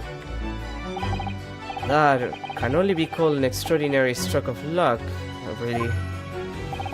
You see, I was stopped at the border because I had no papers. They took me straight to Scotland Yard, and by sheer coincidence, Lord Strongheart was there to attend a meeting. That's when the second feather in my cap came into play. Would that have been your knowledge of the law? Yes, exactly. Lord Strongheart was curious about an Easterner with intimate knowledge of British law. He took me back with him to the Supreme Court and assigned me to the prosecutor's office. And then 9 days ago, you finally got your memory back after that trial involving Trevor and took off that silly little mask. Seriously, it's ridiculous. Yes, I did. Well, good to know, hon. Ever since I first met you at Yume, you talked about your dream. My words, Shinosuke. I'll be chosen as a visiting student and make my way to Great Britain someday.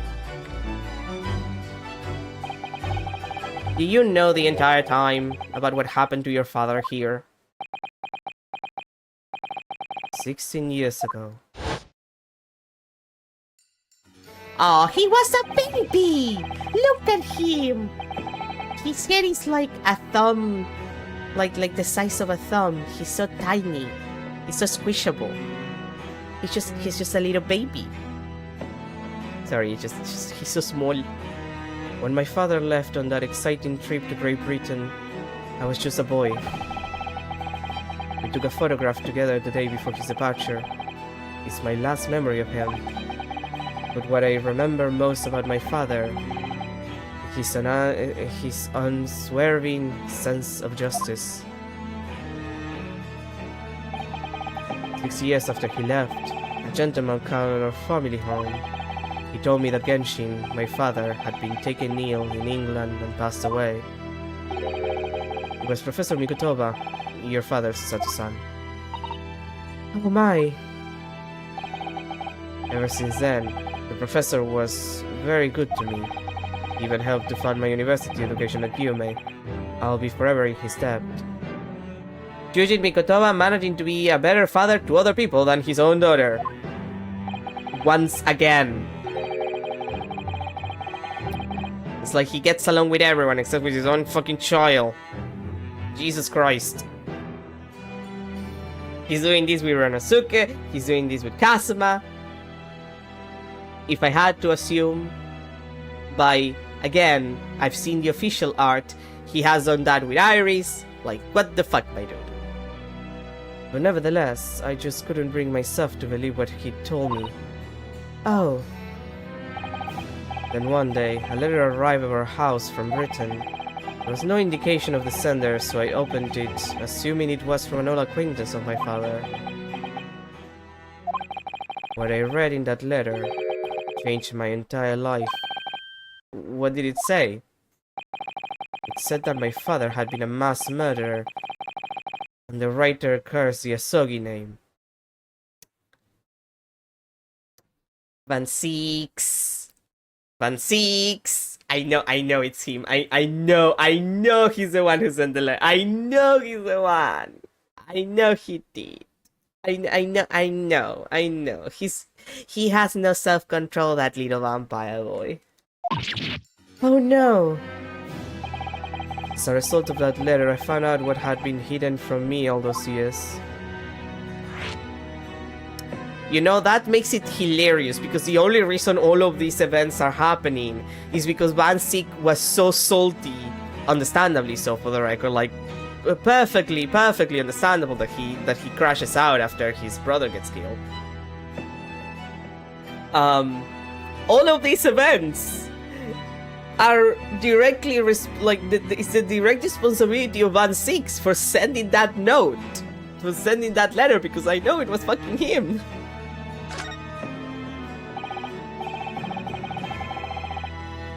Presumably, the letter was sent from a relative of one of the victims.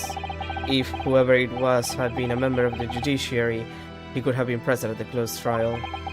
The letter revealed that my father had been sentenced to death, executed for being a killer. I'm sorry, I'm so sorry you had to find out that way. I imagine the British government did its very best to silence whoever sent that letter. But someone who knew the truth and couldn't bear the resentment was always going to be a problem. I still think it was Van Sik. Like, I have to assume. But still, it could have been written by anyone. Why would you believe such a thing? There was a newspaper cutting included with the letter. was the first I ever heard of the professor and his terrible killing spree. Well, what did my father have to say about the letter? I couldn't bring myself to show it to him, What? Why not? because he deliberately concealed the truth from me by telling me my father was taken by a fatal illness. That couldn't have been easy for him, and he'd done it out of consideration for my feelings. And because he's a fucking liar, he lies all the goddamn time. So instead I showed the letter to Judge Shigoku. To the other visiting student. He faltered for the briefest of moments, but then he just laughed the letter off. But in that moment, I saw it on his face. He was undeniably shocked, taken momentarily before recovering his poise.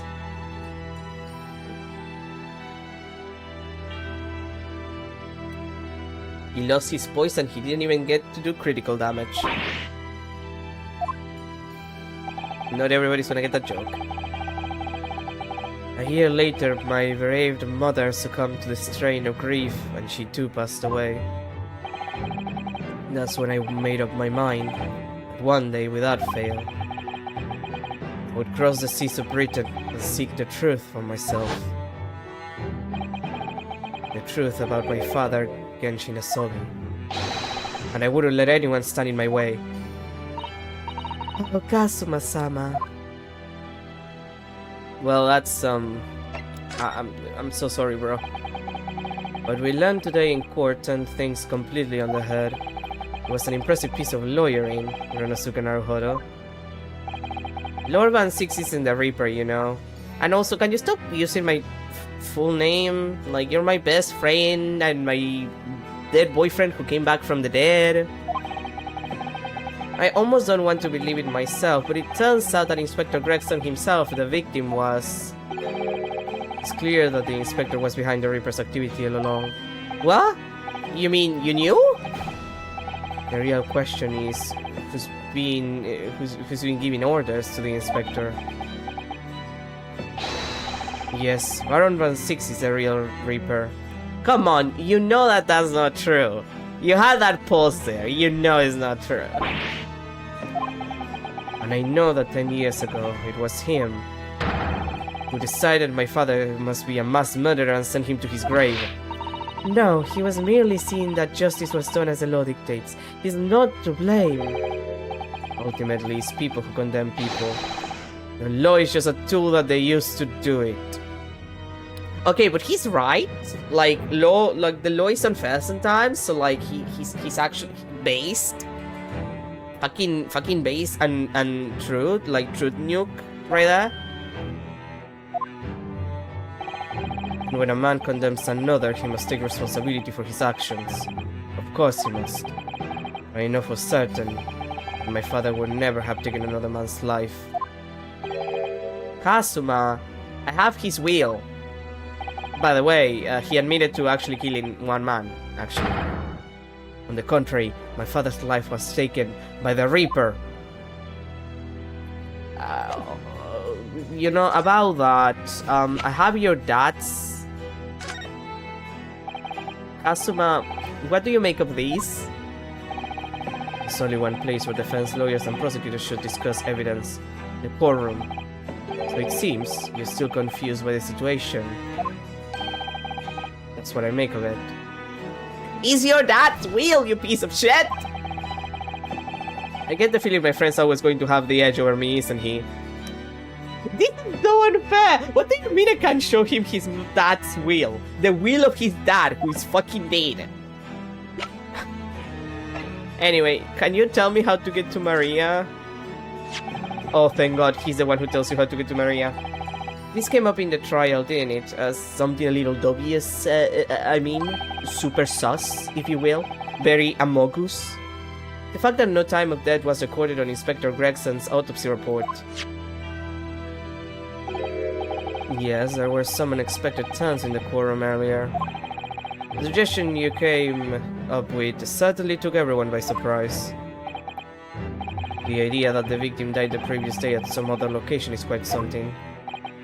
Well, considering when the pocket watch had stopped and the scorch marks on the candle, It's certainly a distinct possibility. The evidence on the scene both point to it. To be honest, it bothered me too. So I paid a visit to the autopsy room earlier.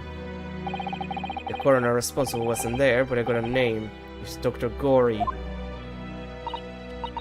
If it wouldn't trouble you, Kazuma-sama, we'd very much like to speak with the coroner too. Of course, the last thing I want is for anything to be brushed under the carpet. I think that door just slammed. I hope the mic didn't catch that. And I think it was because of the wind, for the record. When I go get my coffee, I'm gonna check that. It's just the door. Like, it's an inner door. It's fine. It's not gonna break. Scotland Yard Autopsy Laboratory is behind Logate Cemetery. Barclay Prison, you mean? Ah, you know it, do you? Yeah, I went there several times, and I wasn't allowed to go to the lab for some reason. The prison where my father was incarcerated and robbed of his life. Kazuma-sama. Well, thank you. We'll pay a visit to the laboratory later today. Thanks, bitch. Renosuke, I want to thank you. What for? For this. You safeguarded the soul of the Asogi clan. Well, it is a famous soul that's been in your family for generations. My only slight regret is that I never got the chance to draw it before I returned it to you. I never got to kill anyone, cut their hair, just aura farm. Karma is said to have been forged by a master swordmate during the Sengoku War in States period. I come from a long lineage of warriors, many of whom were expert swordsmen. Well then, you're a chip of the old block, I'll say. This blade, Karma, is a symbol of the Asogi clan's honor and might. Apparently, one of my father's apprentices even took the blade's name for her surname. Ah, so that's the connection to Von Karma. Well, that's awkward. Considering, he's the Edward equivalent, kind of. Really? Karma, it does sound formidable. It does sound formidable, that's for sure. 16 years ago, when my father was a visiting student here in London, he had this sword forever at his side, which is why it means so much to me that I have it by my side again now too. And that is all thanks to you. It was an honor. But also, can you stop using my entire name? Now, I have preparations to make for tomorrow. Perhaps I said a little too much. Oh my god, the door again. Kazuma, you changed. I'll get the door in a second. No, Renosuke, I haven't changed at all. It's you who've changed. Oh my god, that door. I'm so sorry, I'll close it in a second.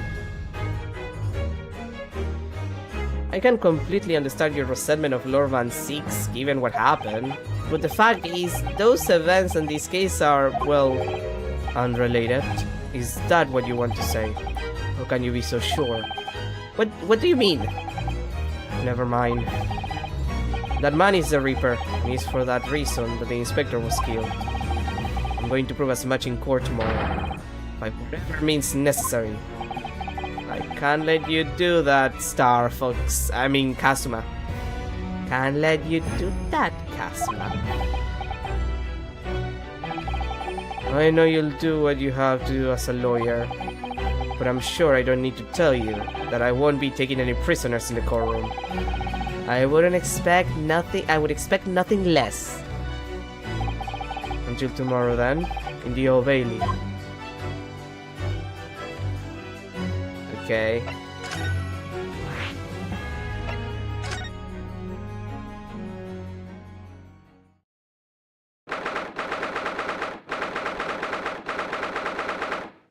I see she redecorated a little bit. 2nd of November, Forensics Laboratory. This place really is creepy, isn't it? Well, being a dead worm, it's probably full of the spirits of the dissected. But actually, there's a rather pleasant scent of roses in the air. Well, being a dead worm, the coroner probably needs a bold scent like that to mask the odor of death. Iris, do you think we could change the subject?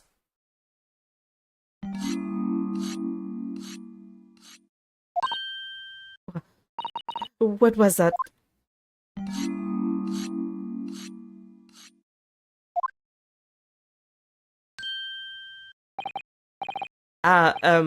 Dr. Gory?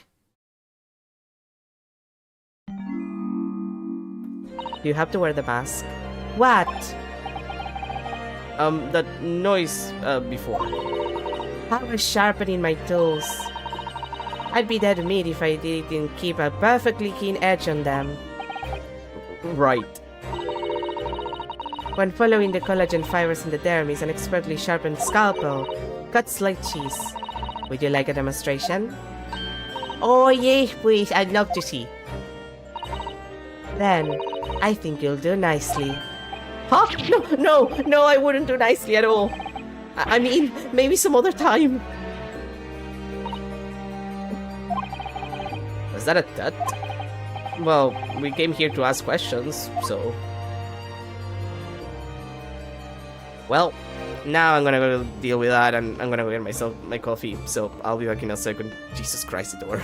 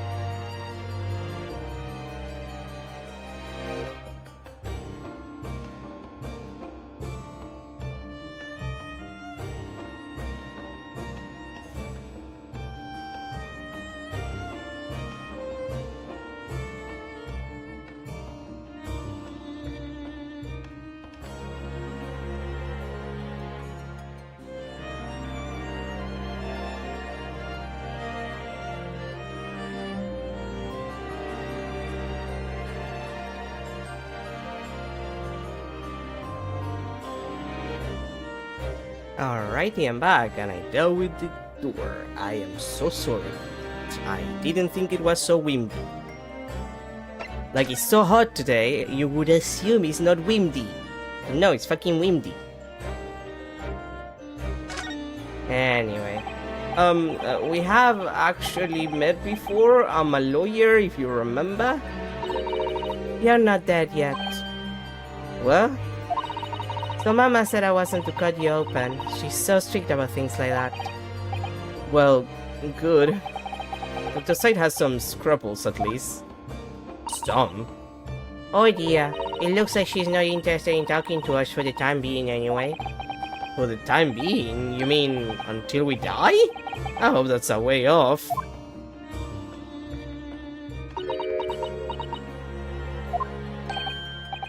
Sorry, but I wasn't planning on dying anytime soon. Huh. Surely there's some less drastic way of making her listen. Well, if I had to assume...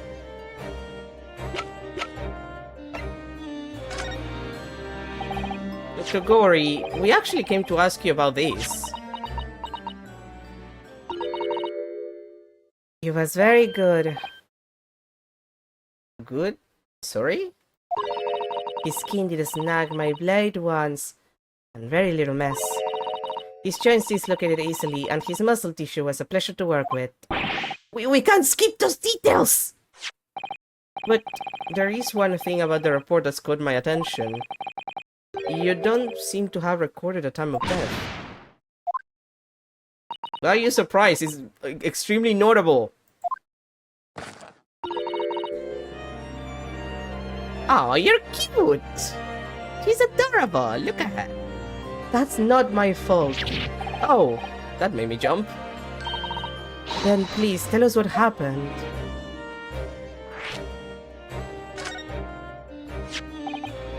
So why doesn't this autopsy report include the victim's time of death then? It's really the most crucial detail. I was told not to write it. What? By whom? Mel Strongheart, the Lord Chief Justice. He came here. Long Strongheart came. That's what she said. He said that from the witness statements about the gunshot and the other evidence, it was obvious. The man clearly died at 5 PM on the 1st of November, when the gunshot was heard. But that's not the time of death you wrote in the report. You didn't write anything. Was there some reason you didn't include it?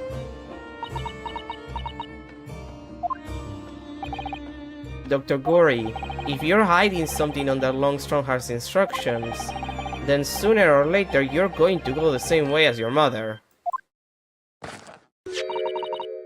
Give it here then. Huh? What's she scribbling so furiously?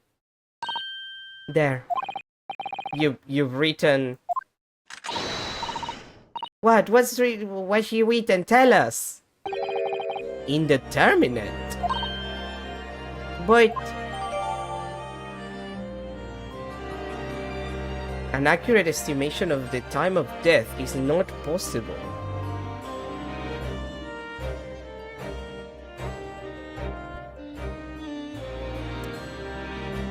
Why? Like, what would be a reason for a body to not... Well, if a body is too damaged to make sense of it, like, I guess.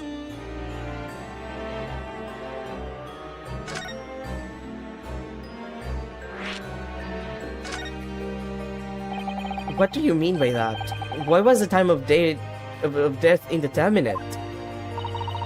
When the specimen was brought in, it was still fresh. So the time of death could easily have coincided with when the gunshot was heard.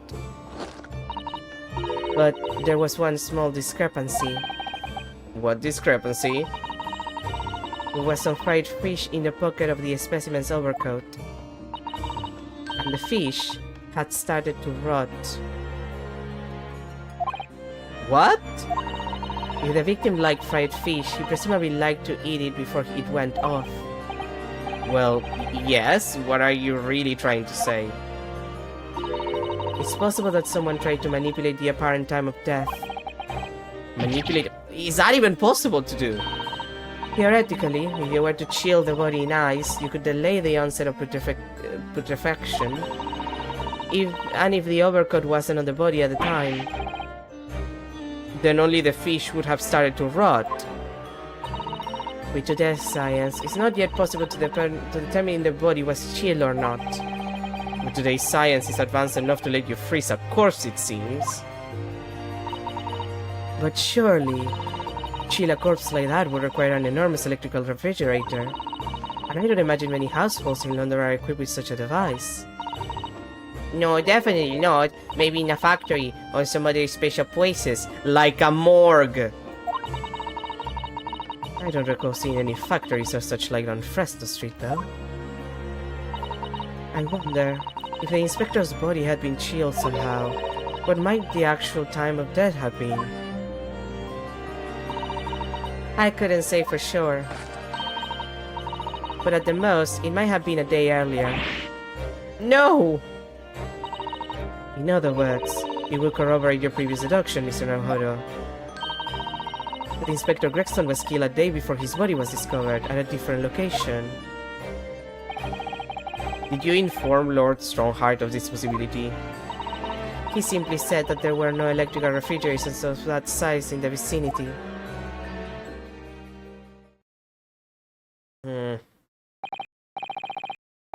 Oh yes, one other thing. It's something the governor of Arclay Prison told us. He said that your mother, Dr. Scythe, was responsible for confirming the death of the professor after his execution. The professor.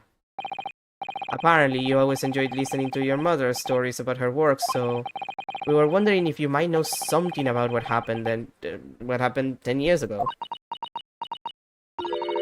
That's not all Mama did. Story? My Mama carried out the autopsy of Clean Van Six as well. What? Really? Okay, called it. I knew that she was gonna be the same yeah, okay. Okay, so yeah, okay. It's all coming together. It's all coming together. The brother of Lord Van Six, the professor's final victim. The idea of carrying out an autopsy of a member of the aristocracy was completely unthinkable back then. The detective in charge of the investigation insisted, and it was miraculously authorized. The detective being Inspector Gregson, of course. Quite an accomplishment for one man. That autopsy provided the vital clue needed to arrest the killer. And Mama was there for that historic event. What does all this mean? You know, that amazing autopsy happened right here in this very room. Uh-huh. The professor and Clean Van Six. They both spent their final moments before their burial on that dissection table there. So this lab, Mama's lab, was instrumental in some of the country's most important events. He really is proud of her mother. I wonder if you tell us more about exactly what happened back then, Dr. Gory?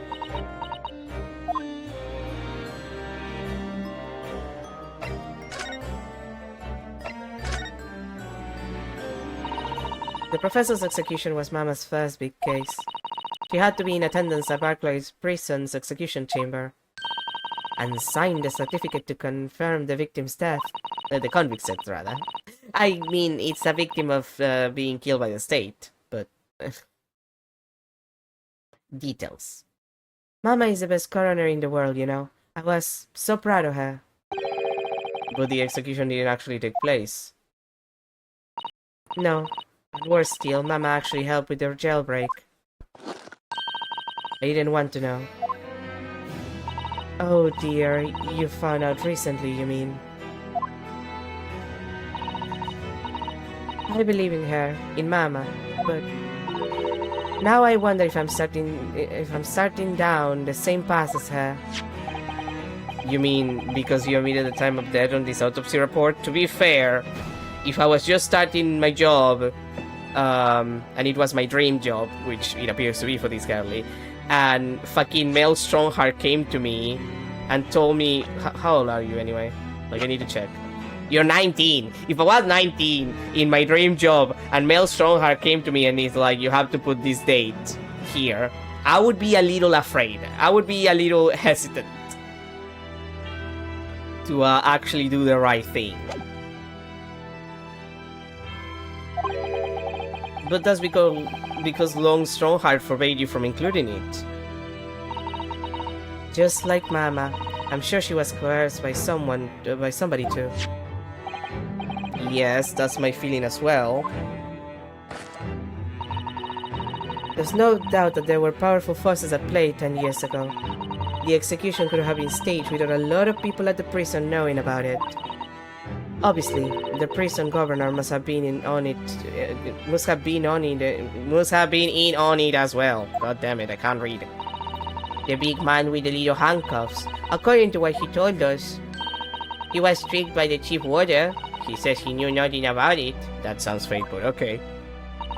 Of course he said that. I'd say the same thing. Just who was behind that jailbreak all those years ago? Strongheart, it's Strongheart. Commander Nasuke, get on with the program. You mentioned the autopsy of Clint Van Six. It was at a time when carrying autopsies of murder victims was very unusual. It's still not a practice that's observed in our country even now. It turned out that he was the professor's final victim, and when the autopsy was performed, Mama was present, although only as the secondary assistant. The person leading the procedure was called Dr. John H. It was Wilson.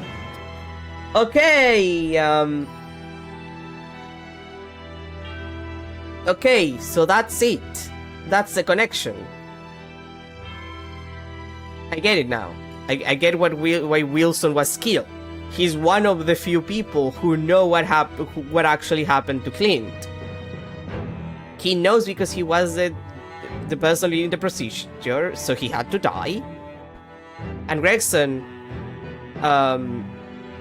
was killed because, well, he also knew about all of this. Or well, the plan was to kill him and then Kazuma didn't arrive and then somebody else killed him, so... You know what I mean. But like, that's the connection. That's the thing. That's it. That's why my daddy. And there was one other person present, the primary assistant. He was a visiting student from the Far East. Wait, a visiting student. It must have been my father, Chujin Mikotoba. I had no idea Professor Mikotoba had been involved in something so important. I'm not surprised. But the outcome of that historic autopsy was the discovery of a vital piece of evidence that led to the capture of the professor. So that's how they came to identify Genshin Asogi as the infamous mass murderer. Do you happen to know anything about that piece of evidence? Can you tell us any more?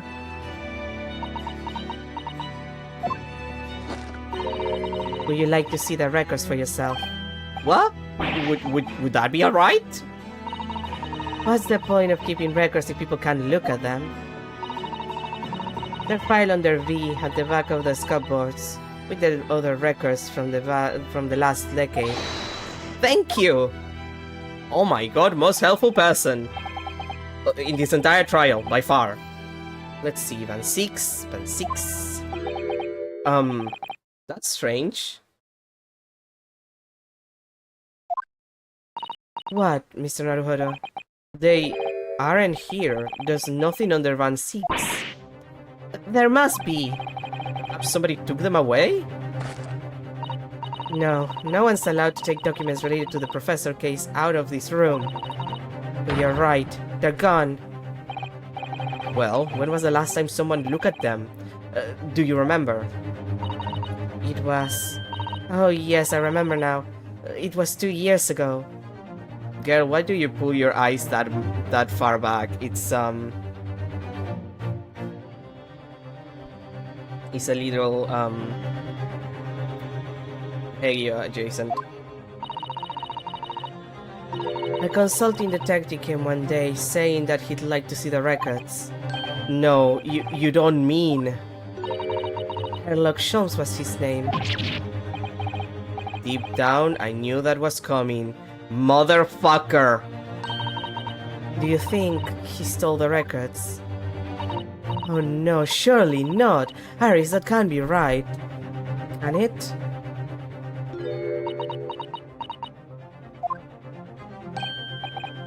Iris?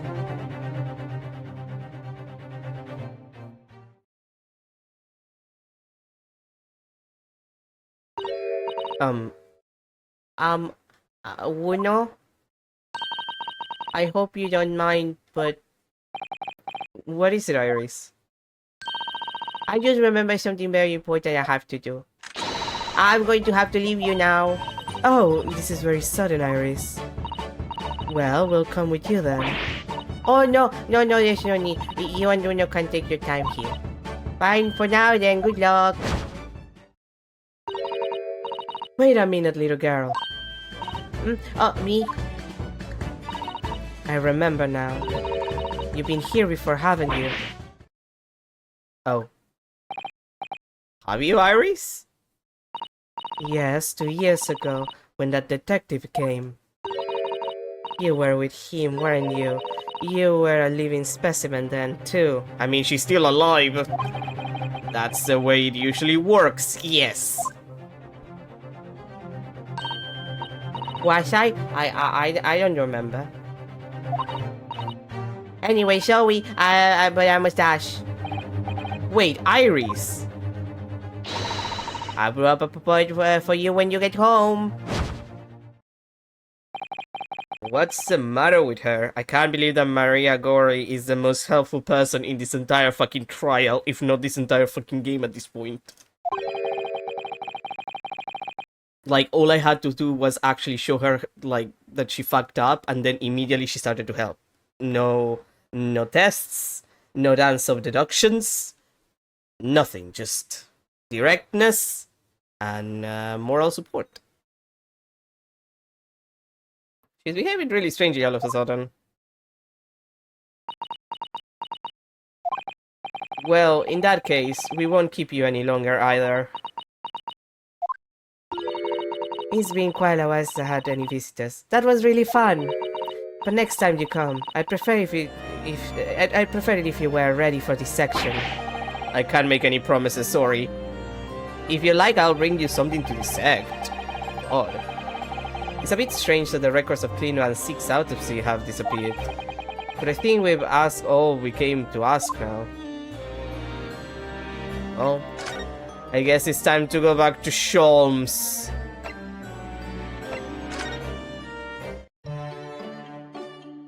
What? Okay.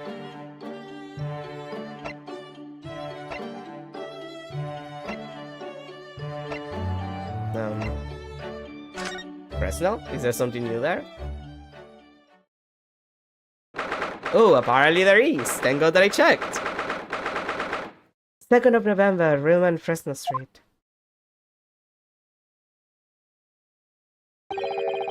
The police are still busily investigating in here then. Bugina's nowhere to be seen. Where is she? Yes, it has been blissfully quiet, hasn't it? Perhaps she's out investigating on her own, practicing what her boss taught her. Well, I expect she'll be back before too long. Shall we wait? Actually, there's something different about this room since the last time we were here, isn't there? We could always use the time to investigate more thoroughly. Well, there is something that I want to check.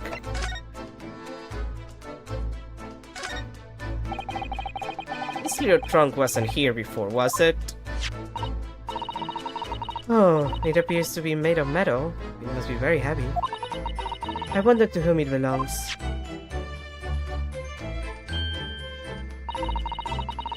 There are some initials on the outside, look. TG. Tobias Gregson. Let's ask one of the policemen if they know how it came to be here. Hi, what do you think you're doing?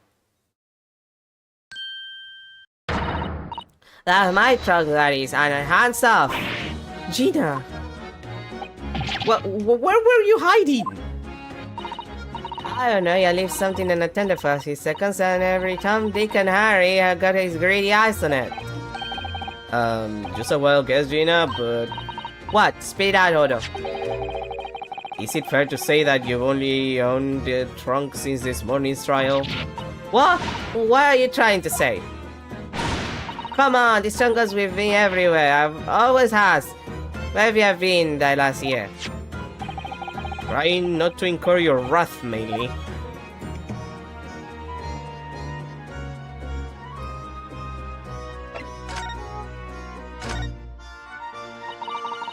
You shall hear them talking on the yard now. They should be ashamed of themselves. They're saying that it was the boss who killed all them bludgers. You mean the whole Reaper thing? Yeah. Apparently the boss was investigating stuff that no one else at the yard knew nothing about. Stuff to do with all them criminals who got off scot-free. Yes, the ones prosecuted by Lord Van Six who used bribery and corruption to evade conviction. Well, and obviously it was the Blooming Reaper giving them the orders, wasn't it? But why would people be suspecting Inspector Gregson of being involved in the killings? There was a notebook hidden in his office. Oh no, that doesn't sound good. It had details about all the crimes that have been paid as the Reaper's word. What? No. Did you see, Gina? Did you see the notebook? That wouldn't family led me, cause I'm just an apprentice apparently. But it was me who found it and he was my boss. That's right. I was pretty miffed about it, so I sneak a peek on what it said anyway.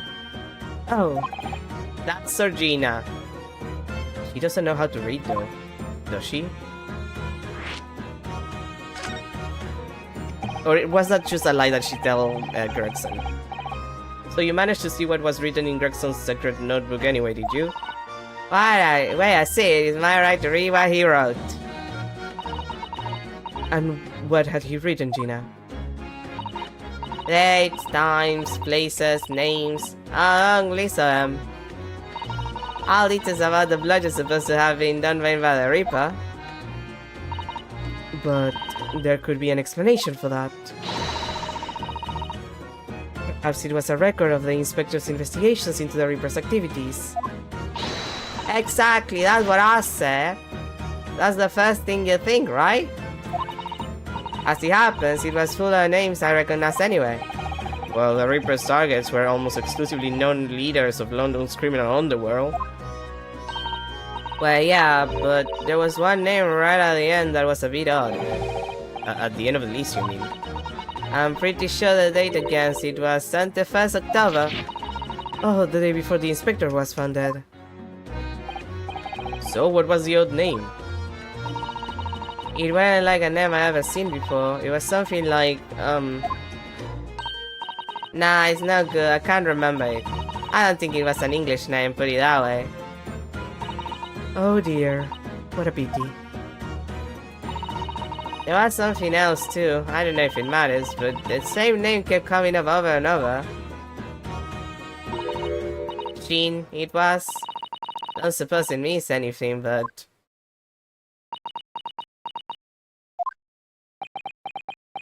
Their honest reaction to this information. Did you just say Sheen? Eh? What? It does mean something. Lord Van Six knew the name too. He mentioned her as well. The woman who actually did the deeds. And now we find out her name appeared in Gregson's secret notebook. Great. We haven't seen you for a little while, have we, Gina? Well, of course not. I've been busy, ain't it? Investigating on that. The last on the yard trying to trace the boss's movements the day before it happened. Day before? That would be the undercover investigation into the Red-Headed League, man. Only the boss didn't go, did he? You found some code that was pretending to be him the Yahodo. Yes, that was Mr. Vigil who actually went to the park on Lime Street that day, posing as Gregson.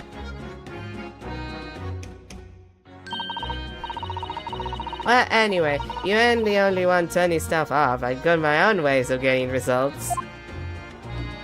Puppy? Puppy! When me and my partner are here to get together, there's nothing we can track down. Love. Puppy. Oh, little Toby. He's such a faithful friend.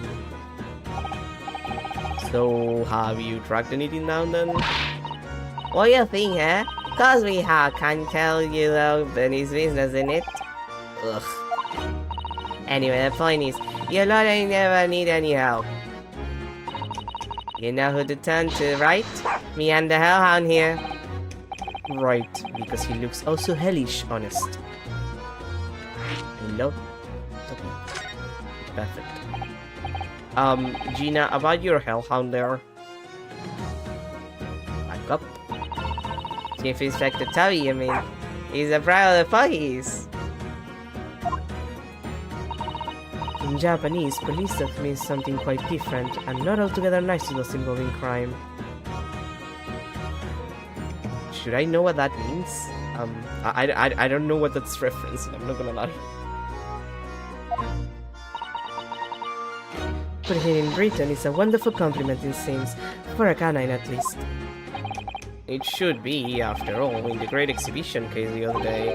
It was Toby here who managed to locate Trevor's workshop, thank God. I love this goddamn dog. You know what I miss though? I miss the mouse. I miss the mouse. I'm so salty that that stupid Russian guy appeared once with his silly little mouse and then we never saw him again. I miss the mouse. The mouse was beautiful. He was my friend. He was my bestest friend. Maybe it's time for another demonstration of what these super dog can do, eh? Do we have something the Chief Inspector could catch the scent of, I wonder?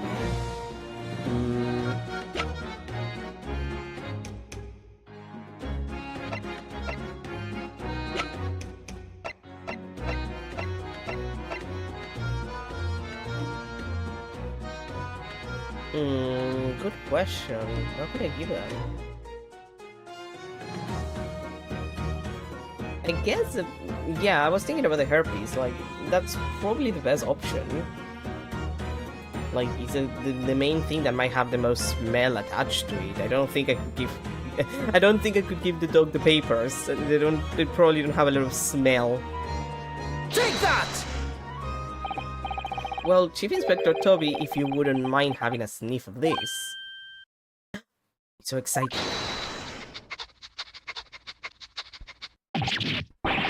He might be a little too keen, don't you think? I love this puppy. Ah! The Chief Inspector made sure work of Gina there. Ah, look at what he's gone to! Oh my, that trunk clearly still has a very strong scent. Of Inspector Gregson. In other words, it must have belonged to him.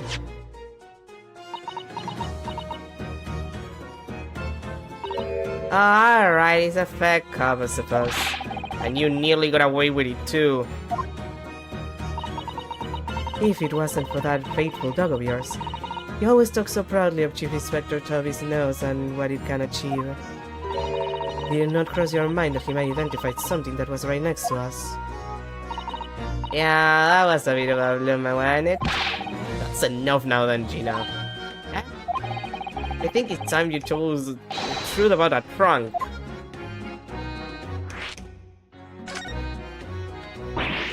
It wasn't like that. It just wasn't. What are you talking about? I know what's going on through that head of yours, but that ain't what happened. Alright then, what did happen? Well, like I said before, we're trying to trace the boss's movements. So I let Toby here have a whiff of the boss's overcoat. And as soon as I done that, he went off like a shot. Straight to that sandwich. To a sandwich? Not to a bag of chips? Mr. Naruhodo, I believe Gina means the witness. That sandwich. Oh, I forgot about that sandwich. God, now I want a sandwich. Yeah, he had it in between them wooden balls, so he is also drunk. You mean when they heard a sound like a gunshot and now piling here? Exactly, he nabbed it from the scene. Goodness. Me and the chief inspector gave our sandwich a good grilling, and you know what is that? I thought that might fetch a good price and the chap wouldn't be needing any more, so... But that's all I need, nothing more, nothing less. Oh yeah, Alan and even the chico right there. Still, that was a stuff to plug.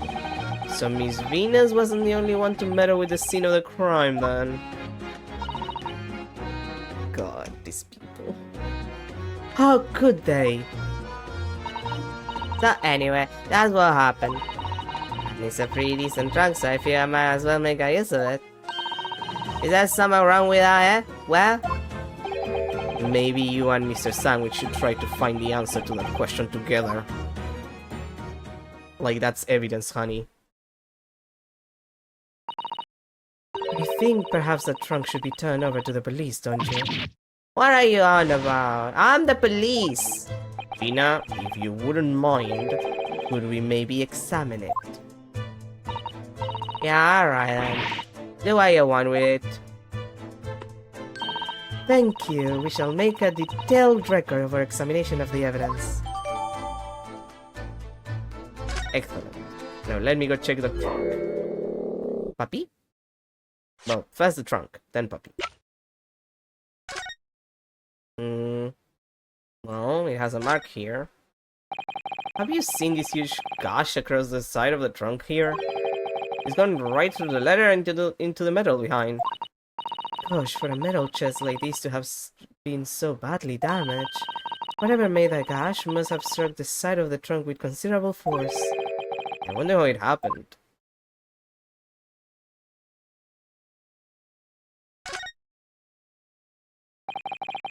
Let's have a look inside.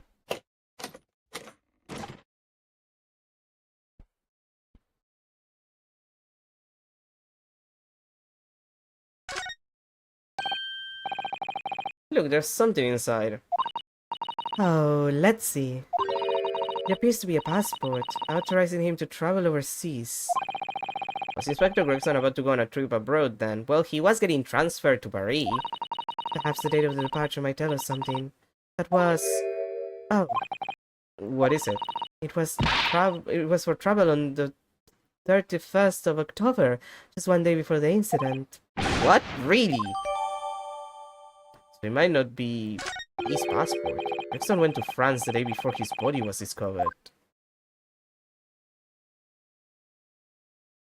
Is there anything else? Nothing.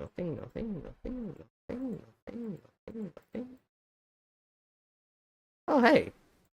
You can see what caused that. Do you see that? There's something stuck in the side of the trunk there. It's glinting. It looks like a fragment of metal of some sort. But it's wedged in so tightly I can't remove it. Well, don't cut yourself. You'd better leave it, I think. I wonder. And that's definitely blood. Look at this stain. Look at this dark stain here. Do you think? Yes, I'm afraid so. I think it's blood. I knew you were going to say that. So that presumably means. But this was present at the scene when Inspector Gregson was killed. It's the most logical conclusion, yes. You think Gina's been carrying this around with her? If I didn't know any better, I suppose it does look like a grease stain from all the fish and chips. Oh, that man's fish and chips. Anything else noticeable? Not really. Okay, I guess this is gonna be everything. Anyway, back to Puppy. What's the matter with Toby? Why is he acting so aggressively towards me all of a sudden? Mr. Naruhodo, be careful! It must be the trunk! Ah! I'm being dog attacked. attacked by a dog. Toby, oi, what are you doing? You're gonna lick his face off. Mr. Naruhodo! Mr. Naruhodo! Tina, quickly, hail a carriage! That sucked. I love that puppy, but I almost died. I don't know how I feel about that. Terrible. 2nd of November, 4:57 p.m. Naruhodo's legal consultancy. Well, I'll quit. That happened.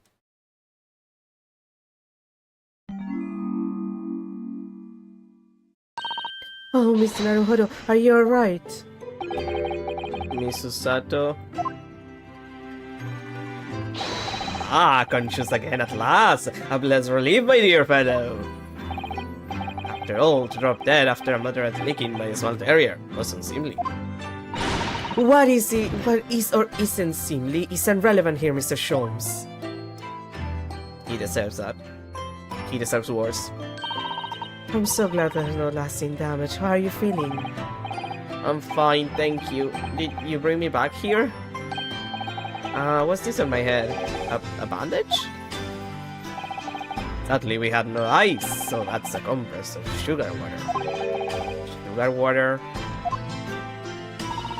Don't worry, Mr. Naruhodo. It's a first aid treatment that my father taught me. I don't trust putting sugar on any wound. That's how you get infections. Just saying. Unless it's not literal like sugar, but still. Oh, thank you. Like you're supposed to use salt hurts, but it actually does close the wound. Oh, let us take tea when you're feeling up to it. Of course. No sugar in the patient's cup. The bump on my head is throbbing sweetly enough, don't worry. Whenever you feel ready, then. Hey, Sholmes, we need to talk. Thank you for your concern, Mr. Sholmes. Also, can you stop lying to me? My dear fellow, think nothing of it. I must say I was quite startled when I heard that you'd been attacked by a dog. For a moment, I feared that infamous murderer of so many had to come back from the dead. You mean the professor? Fortunately, I see your prized throat is unscathed. That steep, turn-up color of yours obviously afforded some welcome protection. Was I that close to death? All I really remember is the dog licking my face over and over and over again. Well, if you wish to avoid such troubles in future, a little mustard spread on the cheeks should do the trick. I should think that would balance the sweetness of your bandage rather splendidly.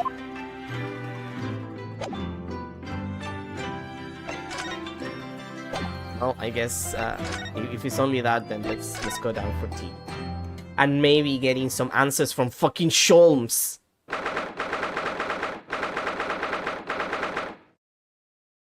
I'm so tired of this man. I'm so tired of him. Like, he knows so much shit and he refuses to tell me. I just finished my coffee. I'm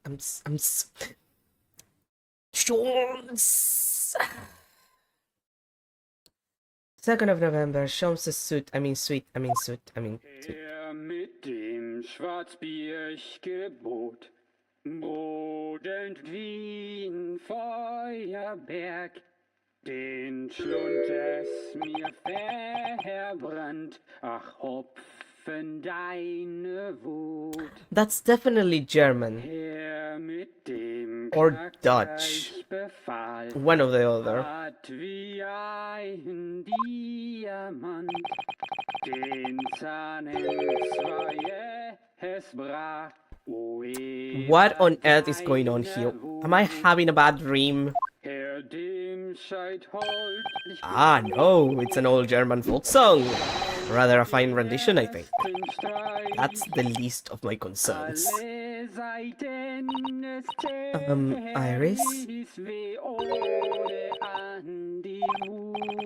Iris, what's the matter?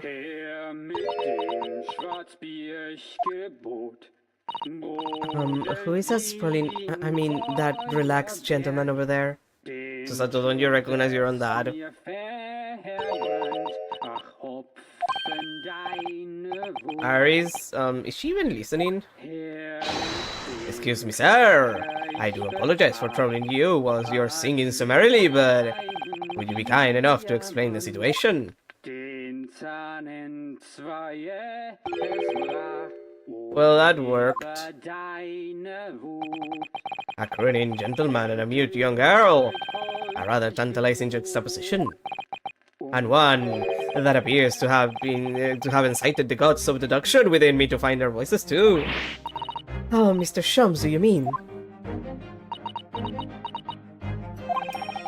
The strains of reasoning within me are playing now as a delightful duet. The melody sings of a reunion full of nostalgia. Whilst the other is a morose theme about the great secret you're trying so desperate to conceal, Iris. She's turned as white as a sheet. So as usual, you've instantly seen to the very heart of the matter. Let's not lie to each other. And by the time my own brief performance is over, I feel sure this gentleman's song will reach its finale. Then the music land where all is sweetness and delicacy and harmony. Pray do enjoy Sherlock Holmes' latest logic and reasoning spectacular. One of the few times that he's not wearing the full outfit for it too.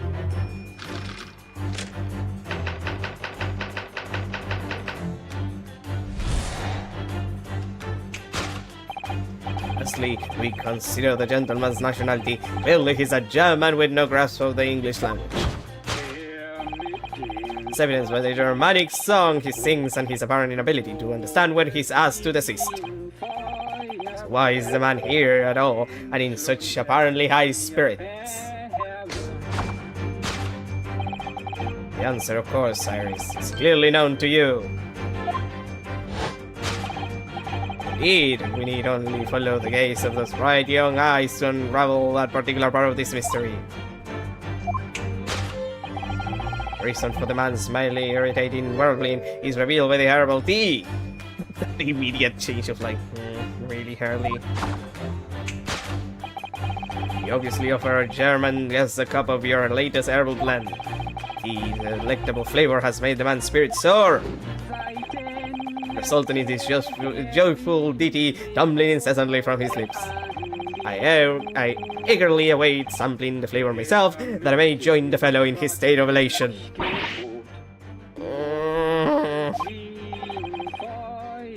Now to the next question.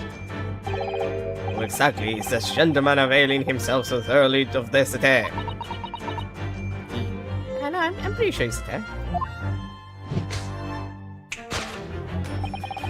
As it happens, a number of years ago now, a certain gentleman of German origin engaged my services in solving a particularly delicate case. It required the retrieval of letters once sent to an acquaintance that might have proved problematic. In order to conceal his noble identity, he also arrived at my office in a mask. The gentleman's name was Wilhelm Gosserstrain Sigismund von Ormstein. He was a Dark Souls boss.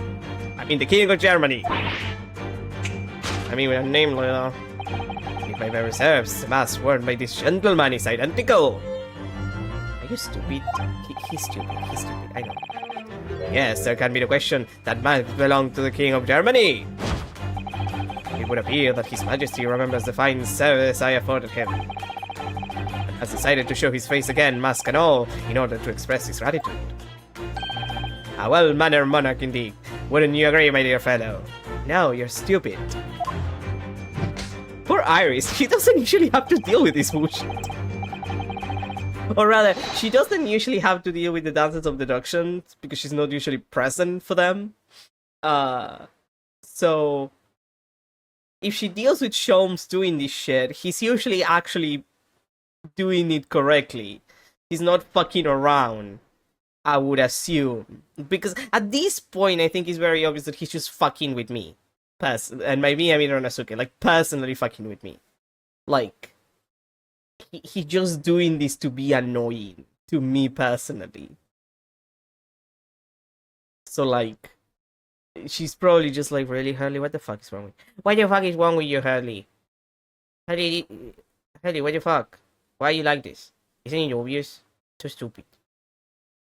So the identity of this masked visitor is in fact my former client, the King of Germany. Indeed, his son is currently in London as well, enjoying the wonders of the Great Exhibition. Well, that's good for them. Jesus Christ.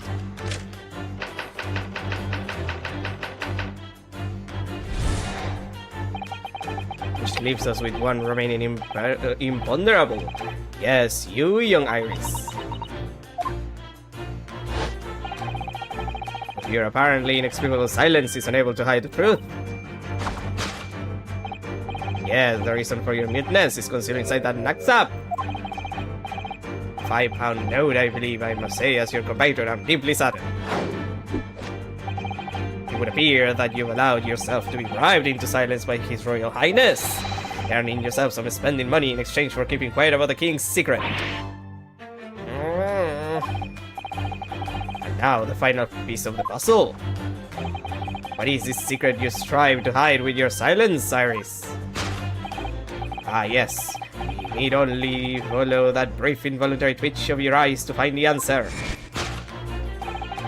You were attempting to abscond with that coffee cup. You mean the broken cup? Like, that's not even a coffee cup. It's broken. My favorite cup, in fact. Or should I say, the handle of my favorite coffee cup. It appears that His High-Spirited Highness broke it in the midst of his high jinks. His high jinks. I hate this guy. I hate you. Which leads us to the sad truth. My favorite coffee cup has been broken by the King of Germany, and Iris, you tried to conceal it from me. I shall have a bill sent by governmental channels to the German royal family for his replacement. He's so depressed. Honestly, that's the best part of this. That he's depressed. I mean. Thus concludes Herlock Sholmes' great deduction of this painful puzzle. I will never recover. Mit dem Schwarzbiergebot. Yeah. Yeah. With your silence as well. The fellow's jovial warbling rather rings in the ears, does it not?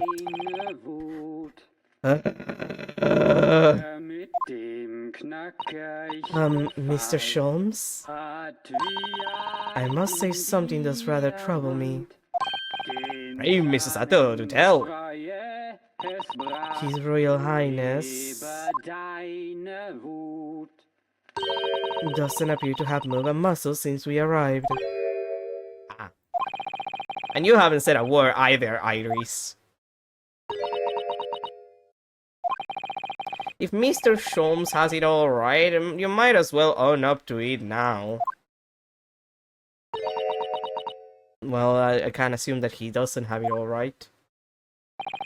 Your reasoning isn't entirely without substance, I must admit. And one other thing, Mr. Sholmes. Yet another grievance, Mr. Naruhodo? Surely not. Well, I actually read the story of that case recently, the one you were just describing. And according to that, at least, it wasn't the King of Germany, it was the King of Bohemia. And you got screwed because you didn't even get the stuff from him. Like, that's the entire point of the story. The entire point of the story is that he goes to you, he asks you for his dick pics that he totally gave to that woman he was having an affair with before he got married.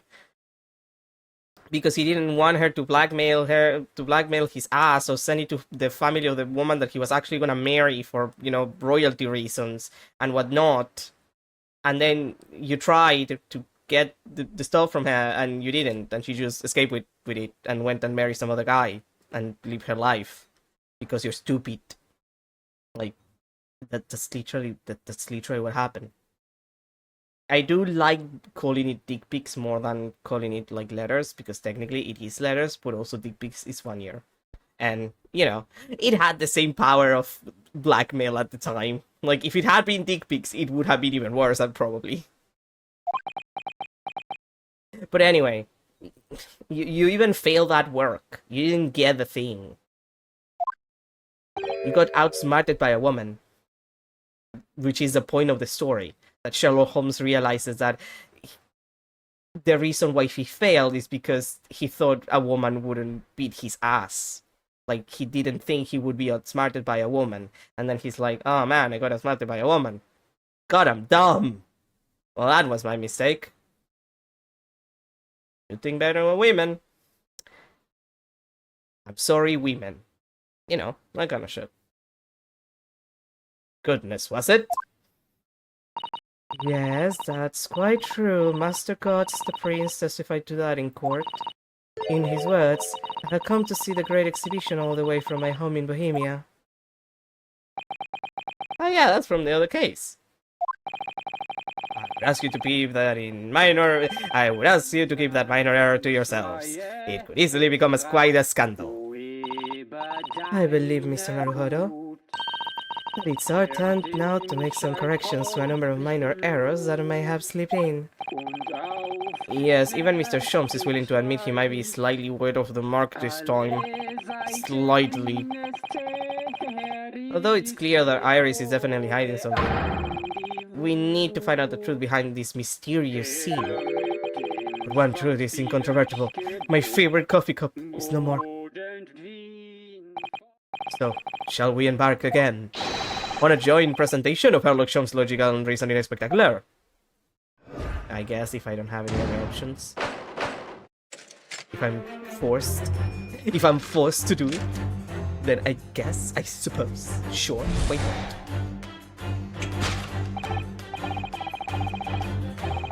Yeah.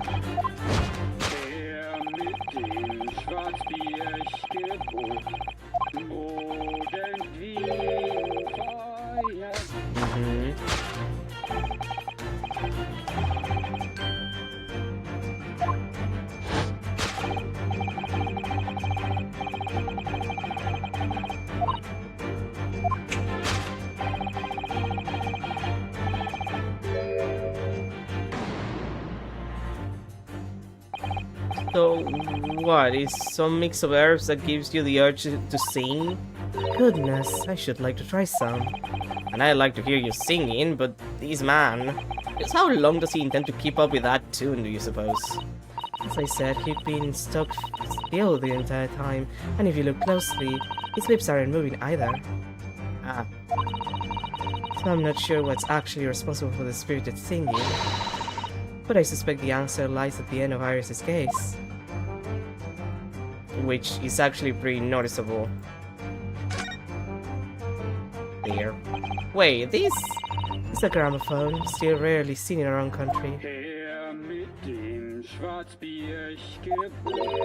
Its sound certainly appears to be coming from the horn. But machines singing, that can't be right. Science and technology are changing the world rapidly, Mr. Naruhodo. What's right is changing too. It's too much for my brain. Well, at least we found our answer. Take that!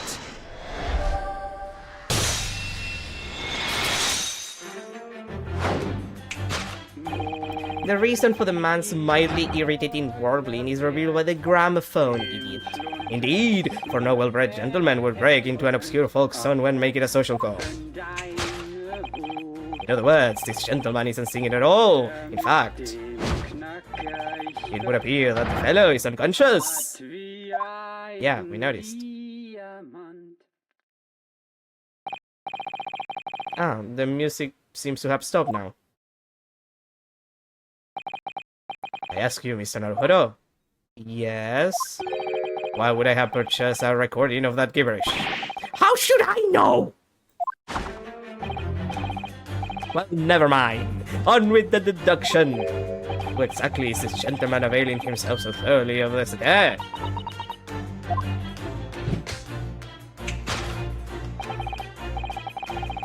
Yeah, this is the same as before.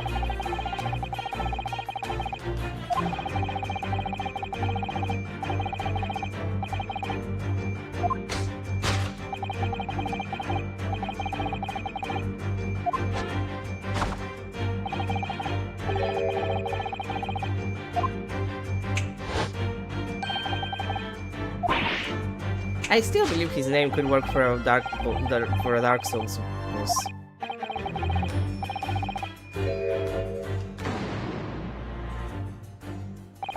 Although we've already established that it was actually the King of Bohemia. It seems Mr. Scholz intends to proceed with his Germany theory for some reason. Come to think of it, the young prince was wearing a mask as well, wasn't he? Master Gods, the boy whom you had in tears. Don't remind me, or anyone else. You suppose all members of the aristocracy of mainland Europe wear masks? I'm sure they do. Well, probably anyway. The point is that the mask doesn't belong to any king. No, that's right. As we well know. Because we can identify the true owner of this mask. Yeah, that would be... Where's my boyfriend? Boyfriend? Take that!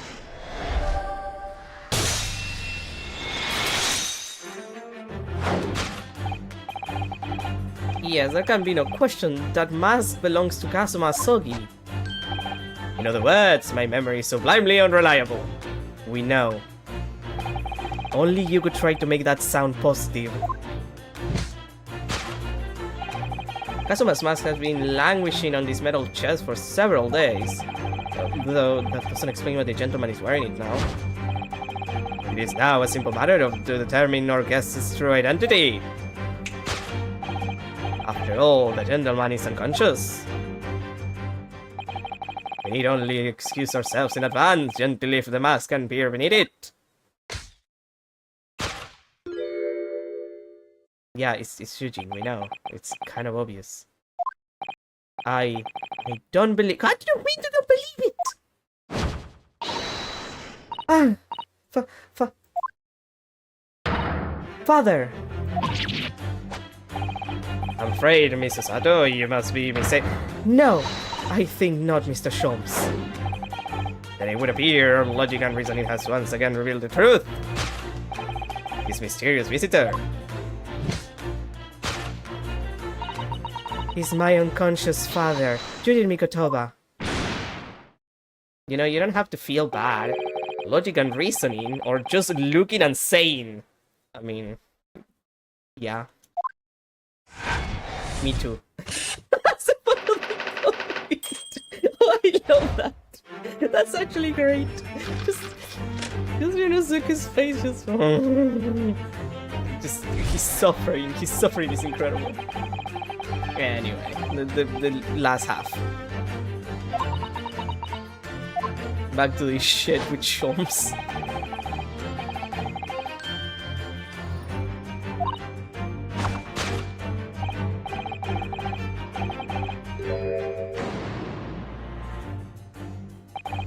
So that's a £5 notebooky note from Iris' knapsack, is it? Dear, I can't be sure. Most money that we encounter is in coin form. I know, I'm not even sure if we've seen any banknotes here in Britain at all, have we? But anyway, father would never have paid money for Iris' silence. He certainly seems like the silent type himself, though, judging by his present state. There must be some other reason for Iris' silence, I suppose. Perhaps our Iris is trained so hard not to give away with her eyes is something entirely different. I mean, I have to assume. Well, she's looking in this direction. Actually, what's up with the chest? This metal chest, it contains important documents, doesn't it? Yes, details of all the cases Mr. Sholmes has worked on over the years. Written up by Iris' father, if I'm remembering correctly. Ah, okay, I get it. Iris insists that the chest is kept locked at all times. She's never once shown me inside. Well, its contents are invaluable to her, I suppose. And entirely irreplaceable.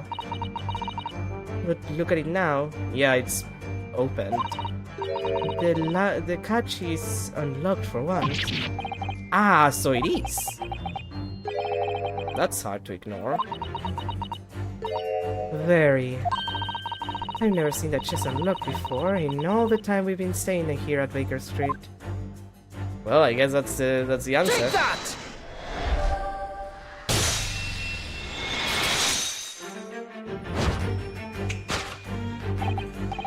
Yes, the reason for your muteness is concealed inside that metal chest. Excellent observation. For upon closer inspection, there is something different about that chest's appearance. It's kept locked at all times, yet now the catch is open. Evidently, this has something to do with your refusal to speak, Iris. It's a simple enough matter to incite you to speak, I'm sure. I merely need to open this chest. Here we go. No, Hurley, don't.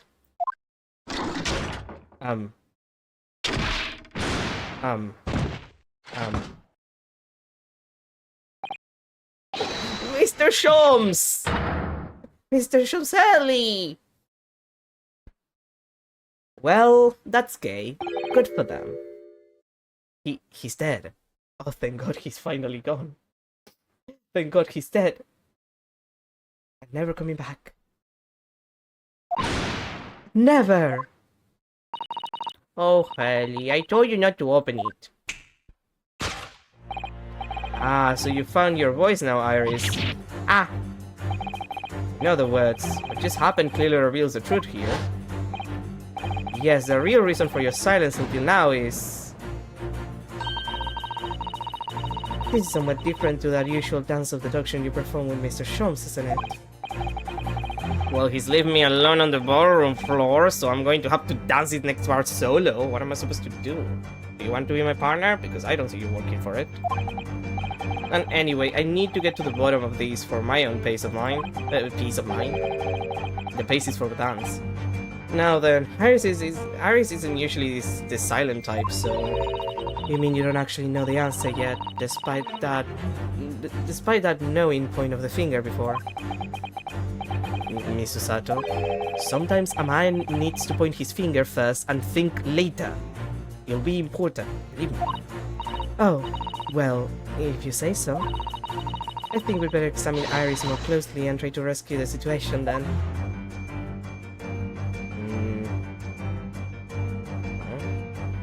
Kelly, where are you hiding?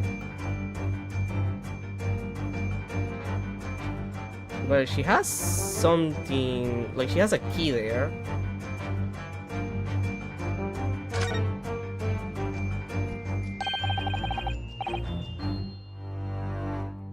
That's a key she's holding, look. I'm sure there wasn't in her hands before, was it? No, you're quite right. It's appeared as if by magic. That's strange. A big old iron key. Where did it materialize from?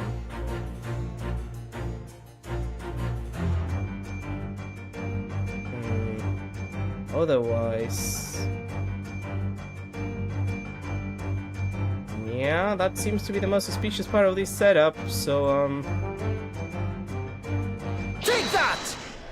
have to assume.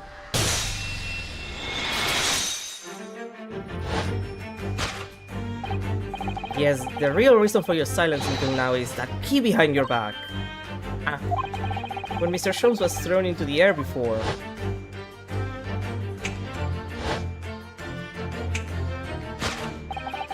Just before you call out to try to stop him, you slip something out of your mouth.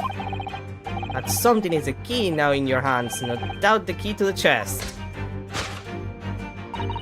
You're so clever, Uno. So now it becomes clear. Thanks to Mr. Sholmes' graphic demonstration, we can well imagine what happened here. But Professor Mikotoba also opened the metal chest only to be punched into the air and land sprawled on the settee.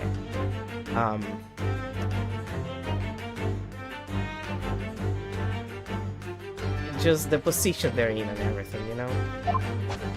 Like, we get it. They've explored each other's bodies. But wait, that doesn't explain all the facts. What about the stylish scarf and the cup of tea? And above all, why would he be wearing Kazuma-sama's mask? Well, those were on the trunk, so clearly he opened the trunk without, you know, taking the stuff out, and at least the mask and the and the scarf thing can be explained. The teacup, that's another question. Well, for those curious details, I can think of only one explanation. Clearly, an unbelievable miracle took place in this room. Isn't that right, Iris? Yeah, see? Consider how the room was arranged before this whole painful experience took place. When Professor Mikotoba opened the chest, completely unaware of what awaited him inside, the mask was flung into the air just as he was, only to land neatly on his face when it fell back down. And the teacup's journey through the air ended when it caught on the unconscious professor's finger. Oh my god. Sorry, my dad just sent me a message. Like, they're waiting for a package, so I have the cell phone close by just in case they call or anything. And then he's just like, yeah, I'm just in it, like, I'm 100% sure that might count it up. Just like, come on, dude. You know I'm streaming, unless it's like the thing that you asked me to check on, please. I ask nicely and then I don't get listened to. Anyway, back to the point. And the teacup's journey through the air ended when it caught on the unconscious professor's finger. You mean to say that the stylish scarf is actually just a tablecloth, which is obvious because it looks like a tablecloth. This is the Great Detective's office after all, a place of miraculous deductions.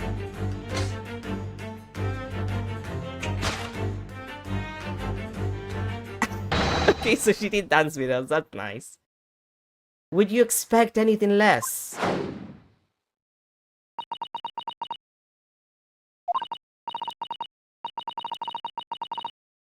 Yes, you're right, it happened exactly as you said. William Yuno. Thus concludes Renosuke's Naruhodo great deduction of the Spongy puzzle. Fuck Sholmes. Also. So that guy sucks. He's bad at his job. But then, why don't I make a fresh pot of tea for us all? Objection! Bro! You don't have any right to object, that's my job. An admirable performance, Mr. Naruhodo. But in the final act of the show there, you'll rather miss everything of importance. Mr. Sholmes, you're alive, I see. Did you cast your mind back to my earlier deduction? Iris, clearly you're hiding a great secret. Huh? She is? From the look on her face. Mr. Sholmes must be right. Whatever that great secret is, the cat isn't out of the bag yet. So I put it to you again. You were attempting to abscond with that coffee cup. It really is a shame about Mr. Sholmes' cup. It must have been smashed when Professor Mikotoba opened the chest. Oh dear, so many things seems to have been broken here. But now that the deduction has taken a different direction, Iris doesn't seem to be trying to hide the broken cup anymore. In other words, her great secret is something else. Let's put our observational skills to work here on final time then.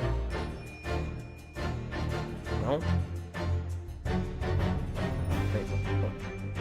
Ah. Oh, very smart. Very smart, sweetie. Ah, look, there! There seems to be more papers there. Is Iris trying to hide them underneath the tray? That's very smart, actually. The insignia, Mr. Naruhodo, is an official Scotland Yard document. Well, but what would Iris have? You must ask her. An official Scotland Yard document. Well. Take that! Kelly? What are you doing? You were attempting to abscond with that case file. Iris, as you know very well, nothing escapes the attention of a great detective. Oh no.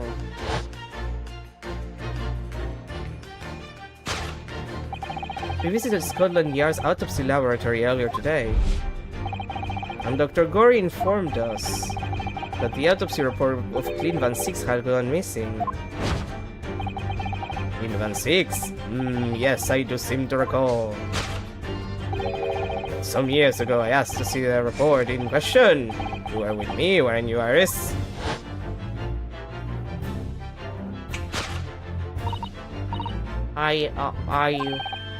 You mean it was you, Iris? Those papers you have there are... I'm Joey. Forgive me.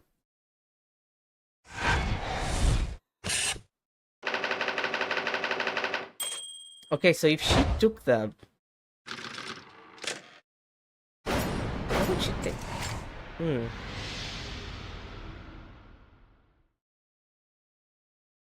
Sholmes, are you jealous that I had my dance with Susato?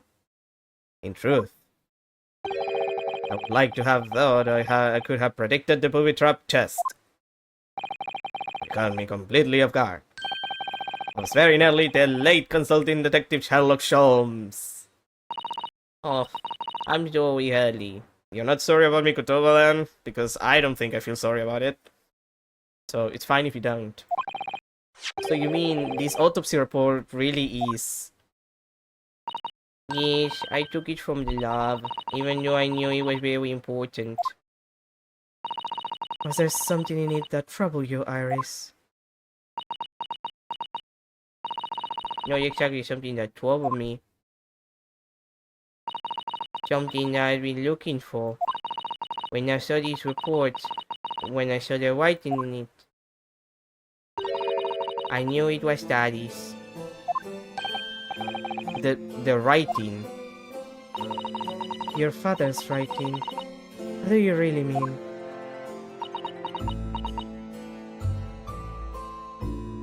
Am I insane? Did she hesitate here?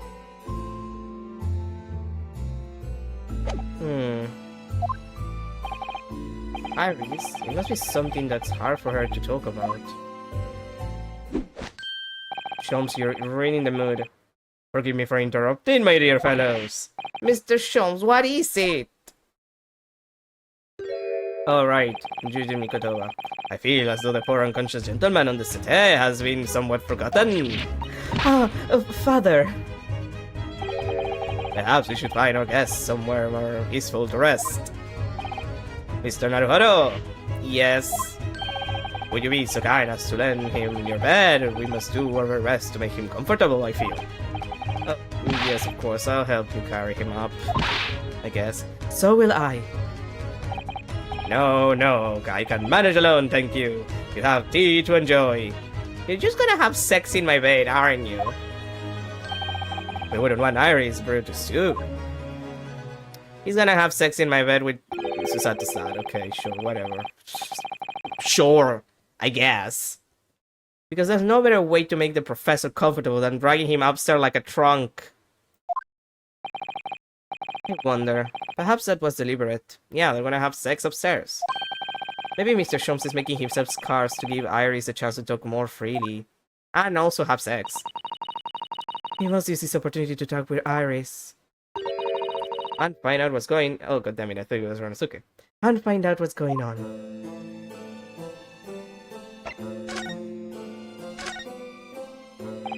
Would you like to tell us about it, Iris? About your father?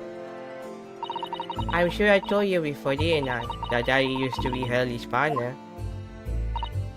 Yes, and that notes about all the cases they solved together are kept inside that metal chest. That's why Hurley told me, you see. He said that Daddy's somewhere far away now, so we can't meet. That's one way to describe... one way of describing it. You could... See, it's not...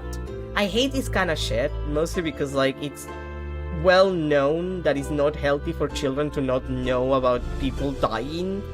Like, if a parent dies, you kind of have to sit down the kid and explain it to them. Because not telling them the truth is just gonna make it worse. Like, it's far more traumatic than just being honest about the fact that people die sometimes. Like, or they're going to die someday. Like, it's traumatizing either way, but like giving them hope is worse. Never mind the fact that they're probably gonna hate you for the rest of your life. Just saying.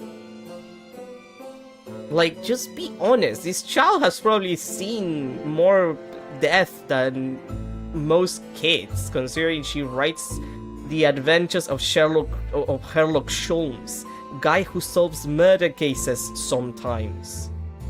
Like, I think she could understand.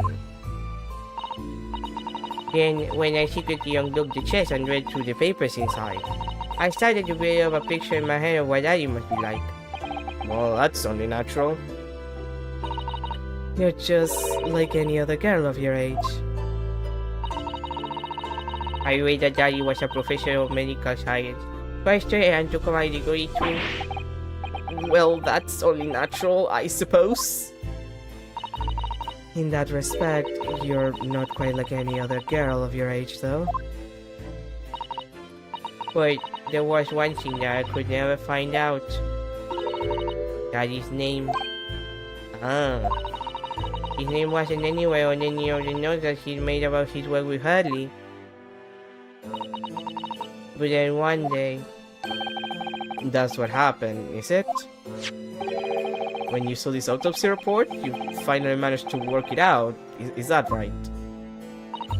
Yes. So it was the handwriting in the report that caught her eye.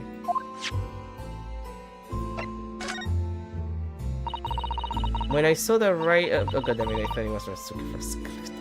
When I saw the writing in the report, I could hardly believe it. I know the handwriting, I thought to myself. Because it was the same as the writing you'd seen on your father's case notes. Exactly. I was desperate to compare the two properly. I needed to see them side by side. I asked the doctor in the laboratory, but I was told I couldn't take the report away. And even worse, I was told that was the first and last time we'd be allowed even to look at it there. So you decided to steal it. I respect her grind. I respect her moves. When I compared the autopsy report with the case note I had here, there was no doubt. The handwriting was exactly the same. It was Daddy's. Okay, but he was the person in charge of the autopsy, but that does not mean he's the person who wrote the notes is the problem. What I'm saying is, like, Eugene could be her father. And I don't like that. And the signature of the coroner at the bottom of the autopsy report. Read Dr. John H. Wilson. Yeah, but that's just the signature. Usually you have an assistant take notes when you do that kind of shit. At least that's my experience. So that's what I finally found out. I learned Daddy's name at last. I see. Ever since then, I've called myself Iris Wilson. And that's also when I had the brilliant idea of writing stories about Daddy's exciting times in Hurley. I decided then and there that I write the adventures of Sherlock Holmes. Oh, Iris, I had no idea the stories had quite such a deep personal significance for you. I can't see why the autopsy report was so important to her now. And why she was prepared to break the law to get her hands on it. Can I have it? Can I check it? Can I see it, please? I must apologize, Iris. Oh, it's you. For a moment I thought it was Mikotova. This is really all my fault. Hurley. I made a promise, you see. And until the time was right, keep the details about your father a secret. I know. I've been very naughty. I took the autopsy report back to Dr. Gory and apologized, I promise. Yes, we'll go together, I think. Okay, but before you do that, can I check it? Can I see it once? Then let me look at it for you until we get there. Thank you! Thank you, Susato, love of my life, thank you. Okay, let me check that shit. I need to see what it says. Oh, god damn it. Nah! Wrong buttons. Wrong buttons! Let's see. Let's see. Coroner, victim, yeah. Age 33, British, time of death. 31st of May, between 9 p.m. and midnight. Observations. Death from a single stab wound to the heart. Other superficial external wounds indicative of a duel. Additional notes. Recent scarlet ink stains visible on the little and ring fingers of the right hand, but no documenting corresponding ink was found. Autopsy findings. Vital evidence recovered from the victim's stomach during autopsy. Credit to Inspector Gregson for petitioning so doggedly for the autopsy procedure. No internal trauma noted anywhere on the body. That makes no sense. Like, death from a single stab wound. That makes no fucking sense. We know, like, the entire thing with the professor is that he uses a goddamn dog. He was not killed by a dog. His throat is not, like, mangled to the level of unrecognizable. Well, only the throat area. An unrecognizable throat, which would be no throat whatsoever, I guess. You would recognize it because it's the, midpoint between your head and being attached to the rest of your body, I suppose. Present scarlet ink stains visible on little and ring fingers of the right hand, but not documenting corresponding ink. Have we seen anything with red ink? I don't think so. And then vital evidence recovered from the victim's stomach. So that would imply that he was forced to swallow something. But I think that's this is the weirdest part. Like, A, vital evidence, it doesn't say what it is. That's already a problem. And two, and I guess it's the most important part, if you find evidence in the victim's stomach, you had to have made them swallow it. I don't know how possible that is in this situation. So I can only assume that it was put there during the autopsy at some point. But then, wouldn't Yuji know? It might be that he was forced to swallow it. But I have to wonder what, and I have to wonder when. It wouldn't have to be before he was killed. And also superficial signal wounds indicative of a duel. So if he's a person who a soggy kill, which is the most like it seems like that's it. Like, he's the only person killed by a soggy. It seems that they had a duel, Clint lost. Like, for some reason they had a duel, Clint lost. And before that happened, he swallowed something. But we don't know what. And it was not something that could be easily... It's either something that the body does not process naturally, like the stomach acids did nothing to it, or it was early enough that the stomach acid had not done anything important, like any important damage to it. So he probably just swallowed it and then immediately had the duel and immediately died. So I can only assume that's how the events happen.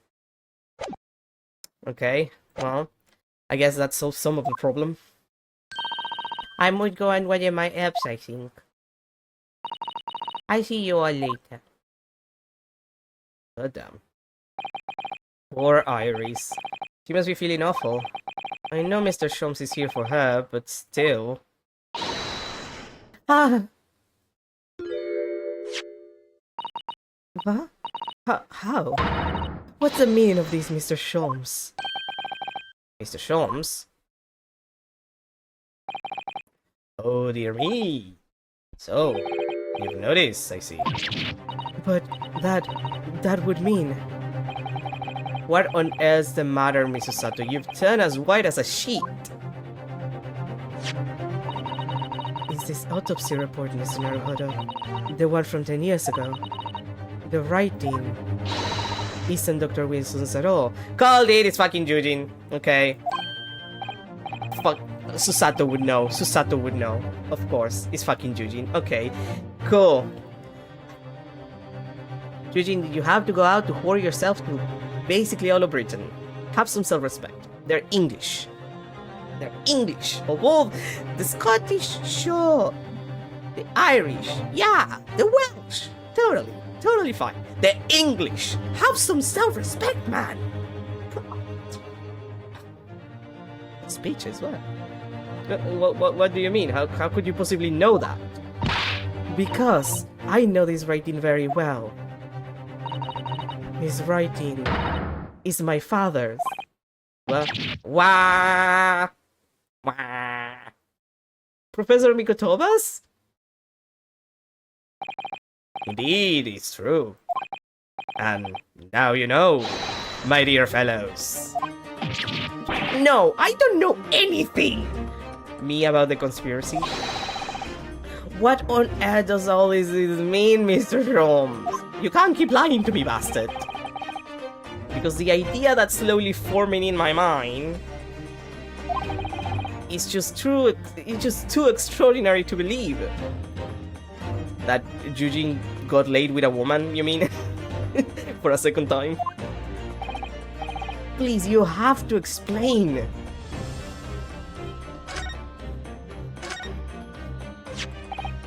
So, this autopsy report was actually penned by Professor Mikotoba then? But that makes no sense, it's not possible, surely. He was there during the autopsy. Clearly, someone had to be taking notes. Not possible, my dear fellow. Pray take a deep breath and think again. Yes, you're right. In some ways, it actually makes a great deal of sense. It does. 10 years ago is when Father returned to Japan after his extended study tour in Britain. And prior to his return, where was Dr. Mikotoba engaged? Ah, of course, he was an assistant in Dr. Wilson's laboratory, learning about forensic science. And as an assistant, he would have aided with the dissection work, making detailed notes, which would be assembled into the full autopsy report. Once the work was complete, the head coroner would check the contents and put his signature on the document. Maybe add a little note here and there, if he thinks it's necessary. In other words, the only writing of Dr. Wilson's in the report would be his signature at the end. I see.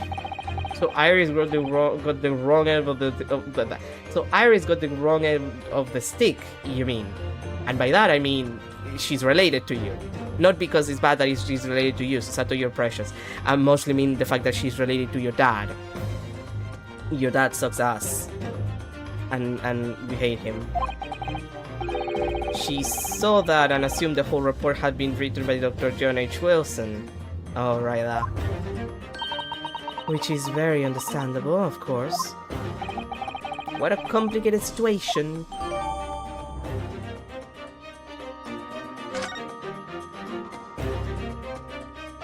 So about your partner. Thinking about it, most of what we know about you, Mr. Sholmes, comes from the published stories of your exploits. Yes, The Adventures of Sherlock Sholmes, written by Iris. And we really have no way of knowing what's fact and what's fiction. Most troubling for you, my dear fellow, I'm sure. So, what about the supposed partner of yours? Did he really exist or not? Ah, you've come straight to the point, I see. Well, yeah, he's just asking about your boyfriend. And please come straight to the answer. I believe Iris explained it in one of her installments. As a trusted comrade, and the only person I could truly have called a friend. And did this partner of yours truly make a record of all your cases? Are his notes really stored inside that metal chest? Absolutely, my dear madame. Absolutely. So, where's your partner now? We rarely meet. You see, he lives on the other side of the world. It's a long-distance relationship, they call it. But if this autopsy report on the records of all of your old cases were penned by the same hand, and if the autopsy report was written, though not signed, by your famous partner, there would be only one logical conclusion. Pray, impress me! Bro, do I really have to do this? Like, you know that I know the answer. I know that I know the answer. You don't have to do this bullshit to me. Your partner would have to be Yujin Mikotoba. In other words, Misusato's father. Yujin literally means friend. I just realized, like, the word, like Yujin means friend, if memory serves me right. My Japanese is basically non-existent, but I think I remember that much. On my word, Mr. Naruhodo. Yes? You are coming along wonderfully. You have hit upon the method at last. You finally grasped the art of deduction. You mean to say... Allow me to introduce you to my great friend and partner, Mikotoba. Hi, I'm going to throw you out of a window now. I hate this man. I hate him so much.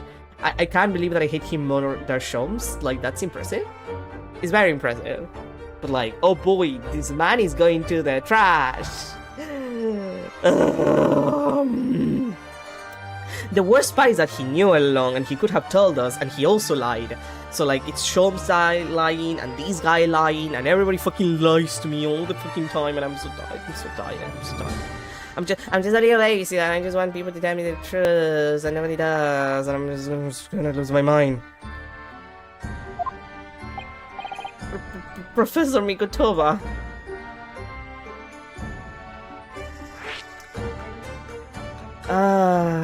Well, at least your boyfriend is back.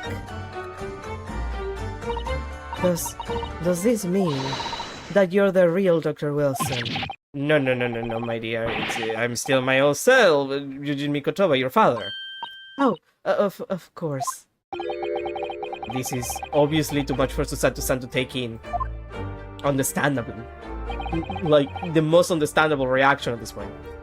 I must say, though, though my old friend has attained worldwide celebrity, he has a great mystery solver. He's the greatest mystery of all. I still remember the first time we met. Pray remind me, when was it again, Mikotoba? 16 years ago, Sholmes. Yes, quite.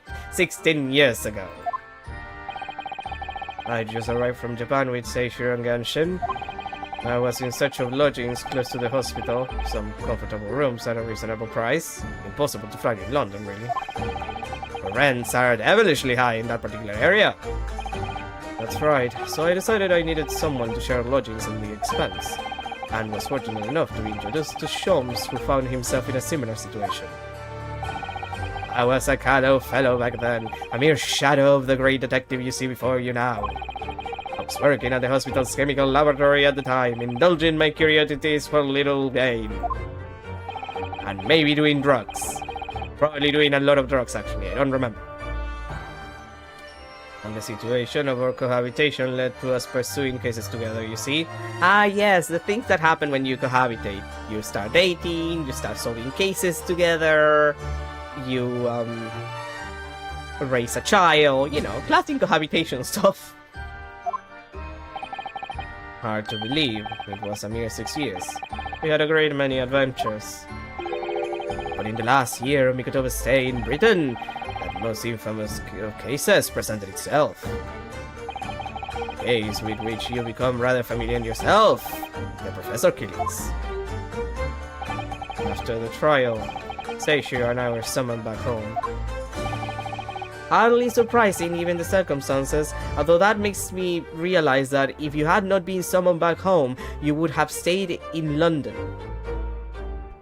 And you would have never returned to Japan, probably. to see your daughter, who you left when she was first born, for 6 years, which you only returned from again after 6 years because the government called you. Jesus fucking Christ, Mikotoba.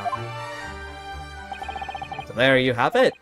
And as you know, all the details recorded by my trusty chronicler remain in that metal chest. This is just amazing and stupid, but mostly amazing. Professor Mikotoba really is Mr. Sholmes' famous partner.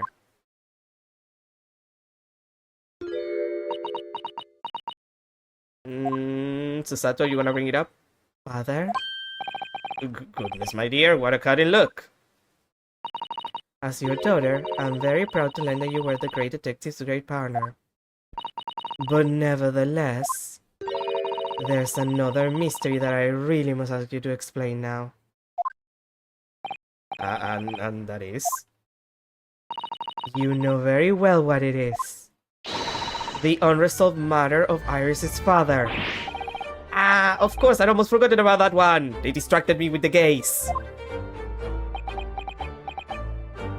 So? I should have seen this coming, I suppose. Yeah, about that.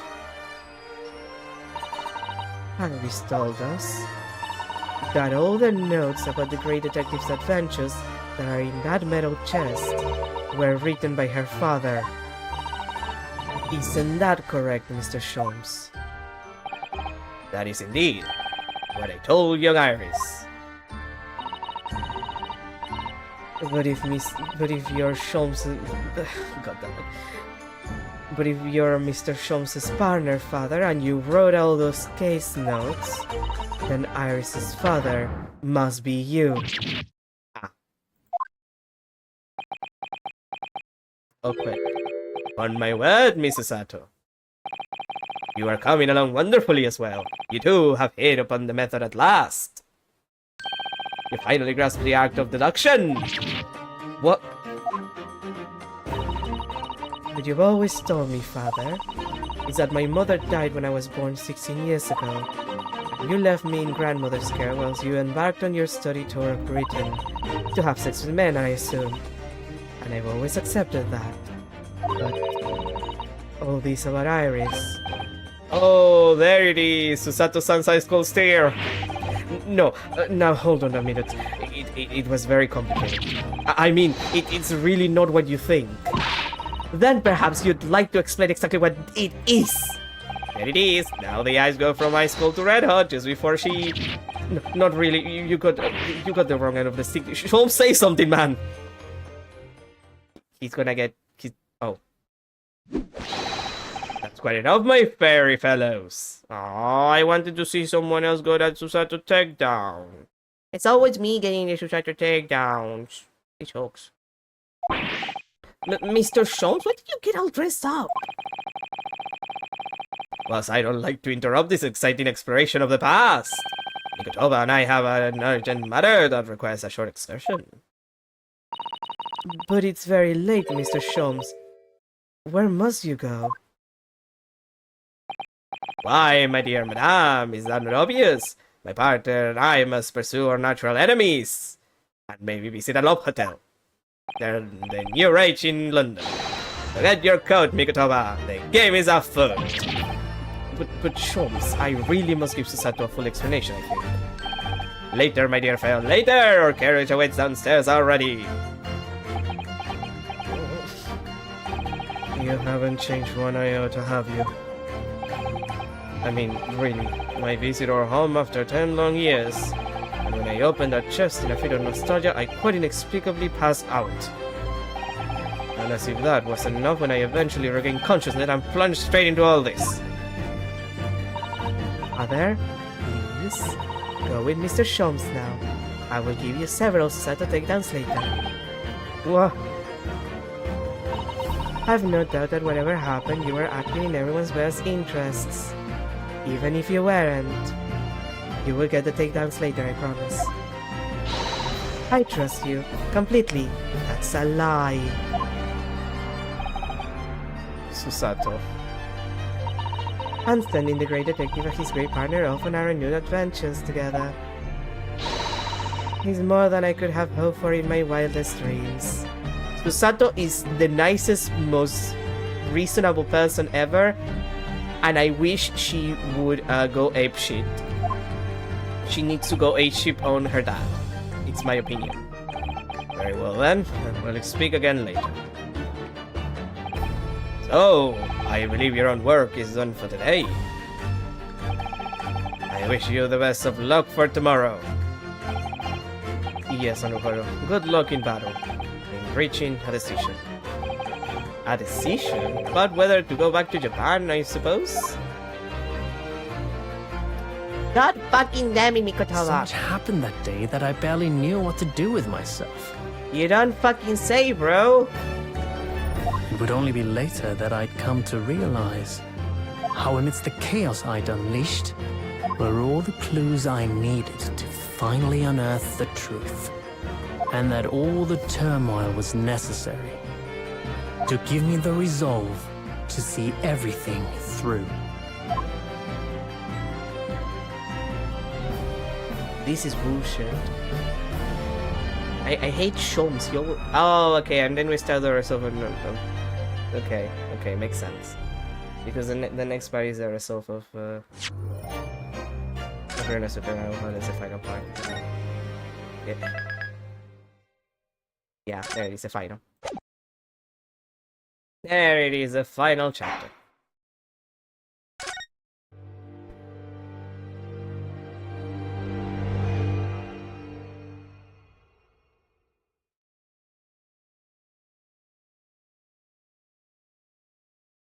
Really? No narration? No little story before we begin? Really? Okay, sure. Fair. I guess we're just starting in the antechamber. 3rd of November, 9:14 a.m. The Old Bailey Defendant's Antechamber. So, the time's finally come.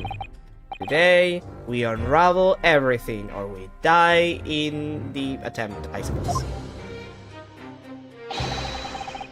I'll be counting on your support more than ever today, Miss Susato. Oh boy. Now that the excitement left, now, like, having passed several hours since her dad and Sholmes went to the Love Hotel, she actually had time to think about what it means that his dad pulled all that shit that he did, and is having a moment of like, maybe I should have done that Susato takedown when I had the chance. Maybe I should have done that. That was a mistake. Miss Susato? Ah. Yeah, see? She immediately did one. Oh no, what's the matter, Mr. Naruhodo? Nothing. I was just saying that I'll be relying on your support today, but... I'm so sorry. Of course, I know I can be rather incompetent at times, but I shan't let you down. Honey, you're like the best thing that happened to me in the trials. Would you mind helping me to my feet then? Oh dear, I'm really very sorry.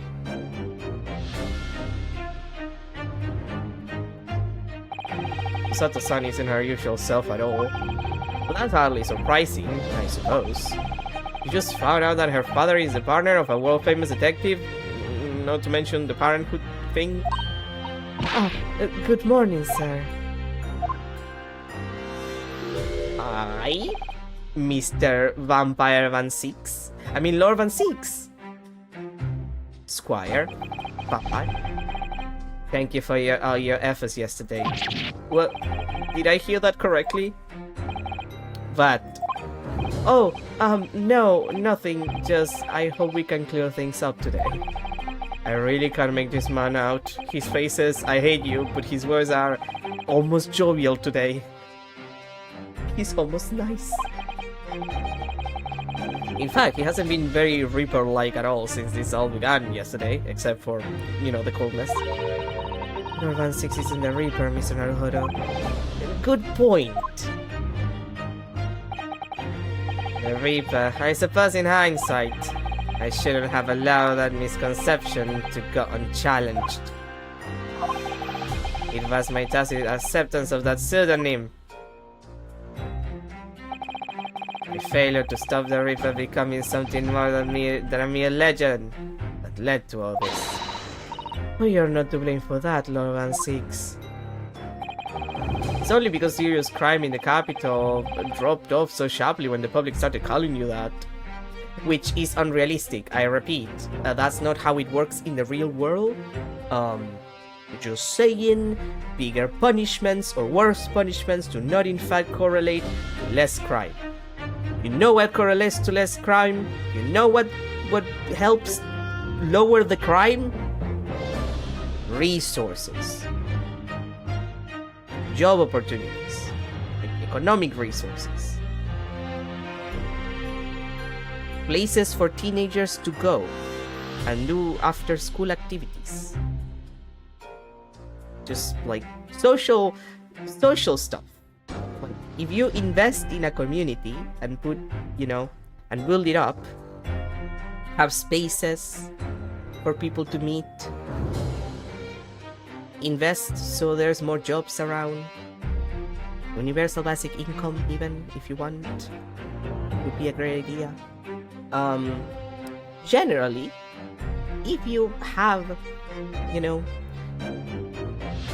community with a support system, if you will, economic or otherwise, but important that it's economic, because a lot of crime is petty crime. Yeah, that actually solves a lot of crime in general. Just saying, just maybe invest in that. That's why you didn't say anything, isn't it? To be frank, I'm not sure that was the only reason. That was the sole reason. What do you mean? There was a rumor at the time that the Reaper was really the ghost of my late brother. Oh yeah, I remember that. That having been slain by that evil killer, his restless spirit returned as a sort of demigod. To wield a deadly blade of justice where I, by dint of the law, could not. Yes, we heard that story too. When I lost him, I felt as though I'd lost my guiding light. I didn't know where to go or what to do. Bro, that's kinda incesty. And so, in some small way, I wonder if perhaps those rumors made me feel his absence a little less keenly.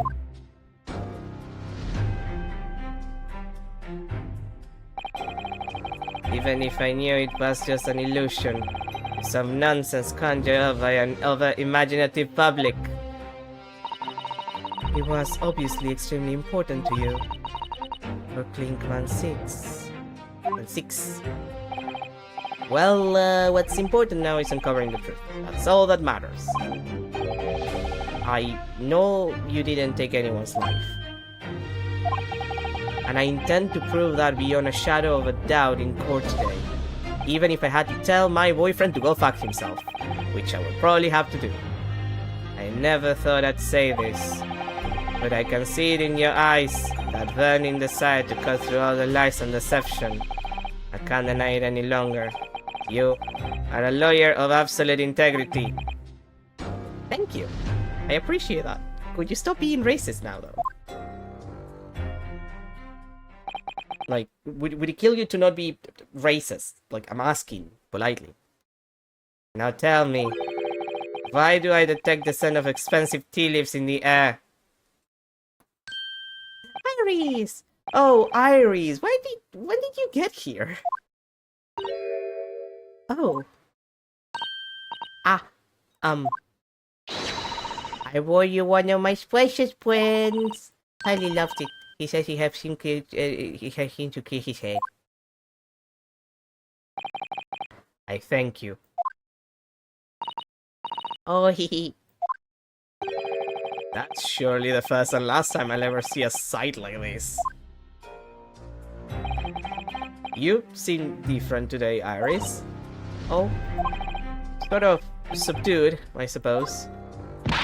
I am not. What happened yesterday is obviously still playing on her mind a lot. She's clearly very troubled about having stolen that autopsy report from Dr. Side's laboratory. Alrighty. Good luck to you both. I have to make a move now. Oh, you're not staying. I thought you'd want to watch today's proceedings. Well, I'd like to cheer you on, obviously. But I got lots to get ready. Get ready for what? Oh yes. Will you take this? Isn't that one of the little belt dolls that's usually dangling from your knapsack? Yes, it's a Lucky Charm. A little Hellier that I made once. It's a bunny because he's, you know. No, I don't know. Don't worry about it. A Hurley? It looks more like a Hurley to me. If for some reason you completely run out of options in the trial today, then just pull these little Hurley's ears as hard as you possibly can. What? Oh, his ears. That's right, it's a way to bring luck. I think you might need it. I mean, I always need luck, but still. You think? What we'll need is luck. Well, at this point. Let me just check that shit. Ah, he's cute. And a charming little rabbit version of Mr. Sholmes. Do you suppose little Iris sees him? Are you alright, Mr. Naruhodo? Your eyes are veritably boring into this poor doll's ears. Oh, sorry, I was just wondering. What do you suppose would happen if I were to tug its ears with all my might right now? I'm sure that we'll find out when the time is right. To become a proper gentleman, you really must learn stoic patience. But I want to know. God damn it. Aw, he's really cute.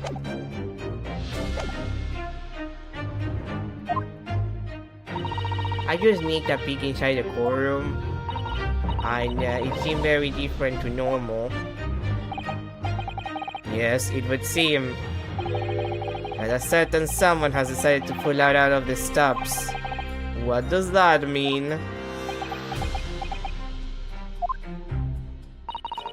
What about Mr. Sholmes, Iris? I don't know. He was out at night and he hadn't come home by the time I left this morning. I hope he's not stealing the Love Hotel. That's gonna be very expensive. We don't have that kind of money. Oh, I see. Was Professor Mikotowa out all night too, do you think, Mrs. Sato? Yes, it would seem so. I telegrammed the hotel this morning. And apparently they didn't come back to their rooms last night at all. Which, again, makes sense, it's a Love Hotel. They? There, and Jigoku, I mean. Okay, that's more like Jujin. Yeah, okay. Jigoku, on the other hand, that's suspicious. Jochigoku too? That's right. Nobody appears to have seen either of them since yesterday. Counsel for the defense and the defendant. Court is about to be in session. Please make your way inside the courtroom at once.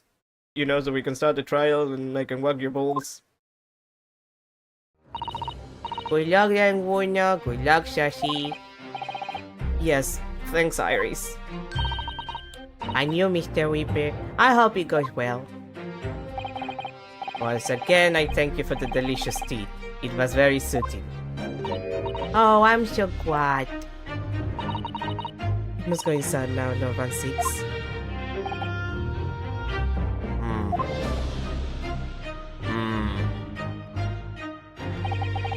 Lord Van Six has always been the formidable prosecutor I've had to lock horns with in court. But not today. Today I battle with another in pursuit of the truth. My best friend and dead boyfriend who came back to life, Kazuma Sogi, who I trust more than anyone else in the world. Now I understand what it was that drew me here to Britain all those months ago. Now I know exactly what destiny had in store for me. It's all been leading up to this one day, this one trial, this one final reckoning, which we're not gonna continue immediately because we're out of time, and this is honestly a good place to cut it.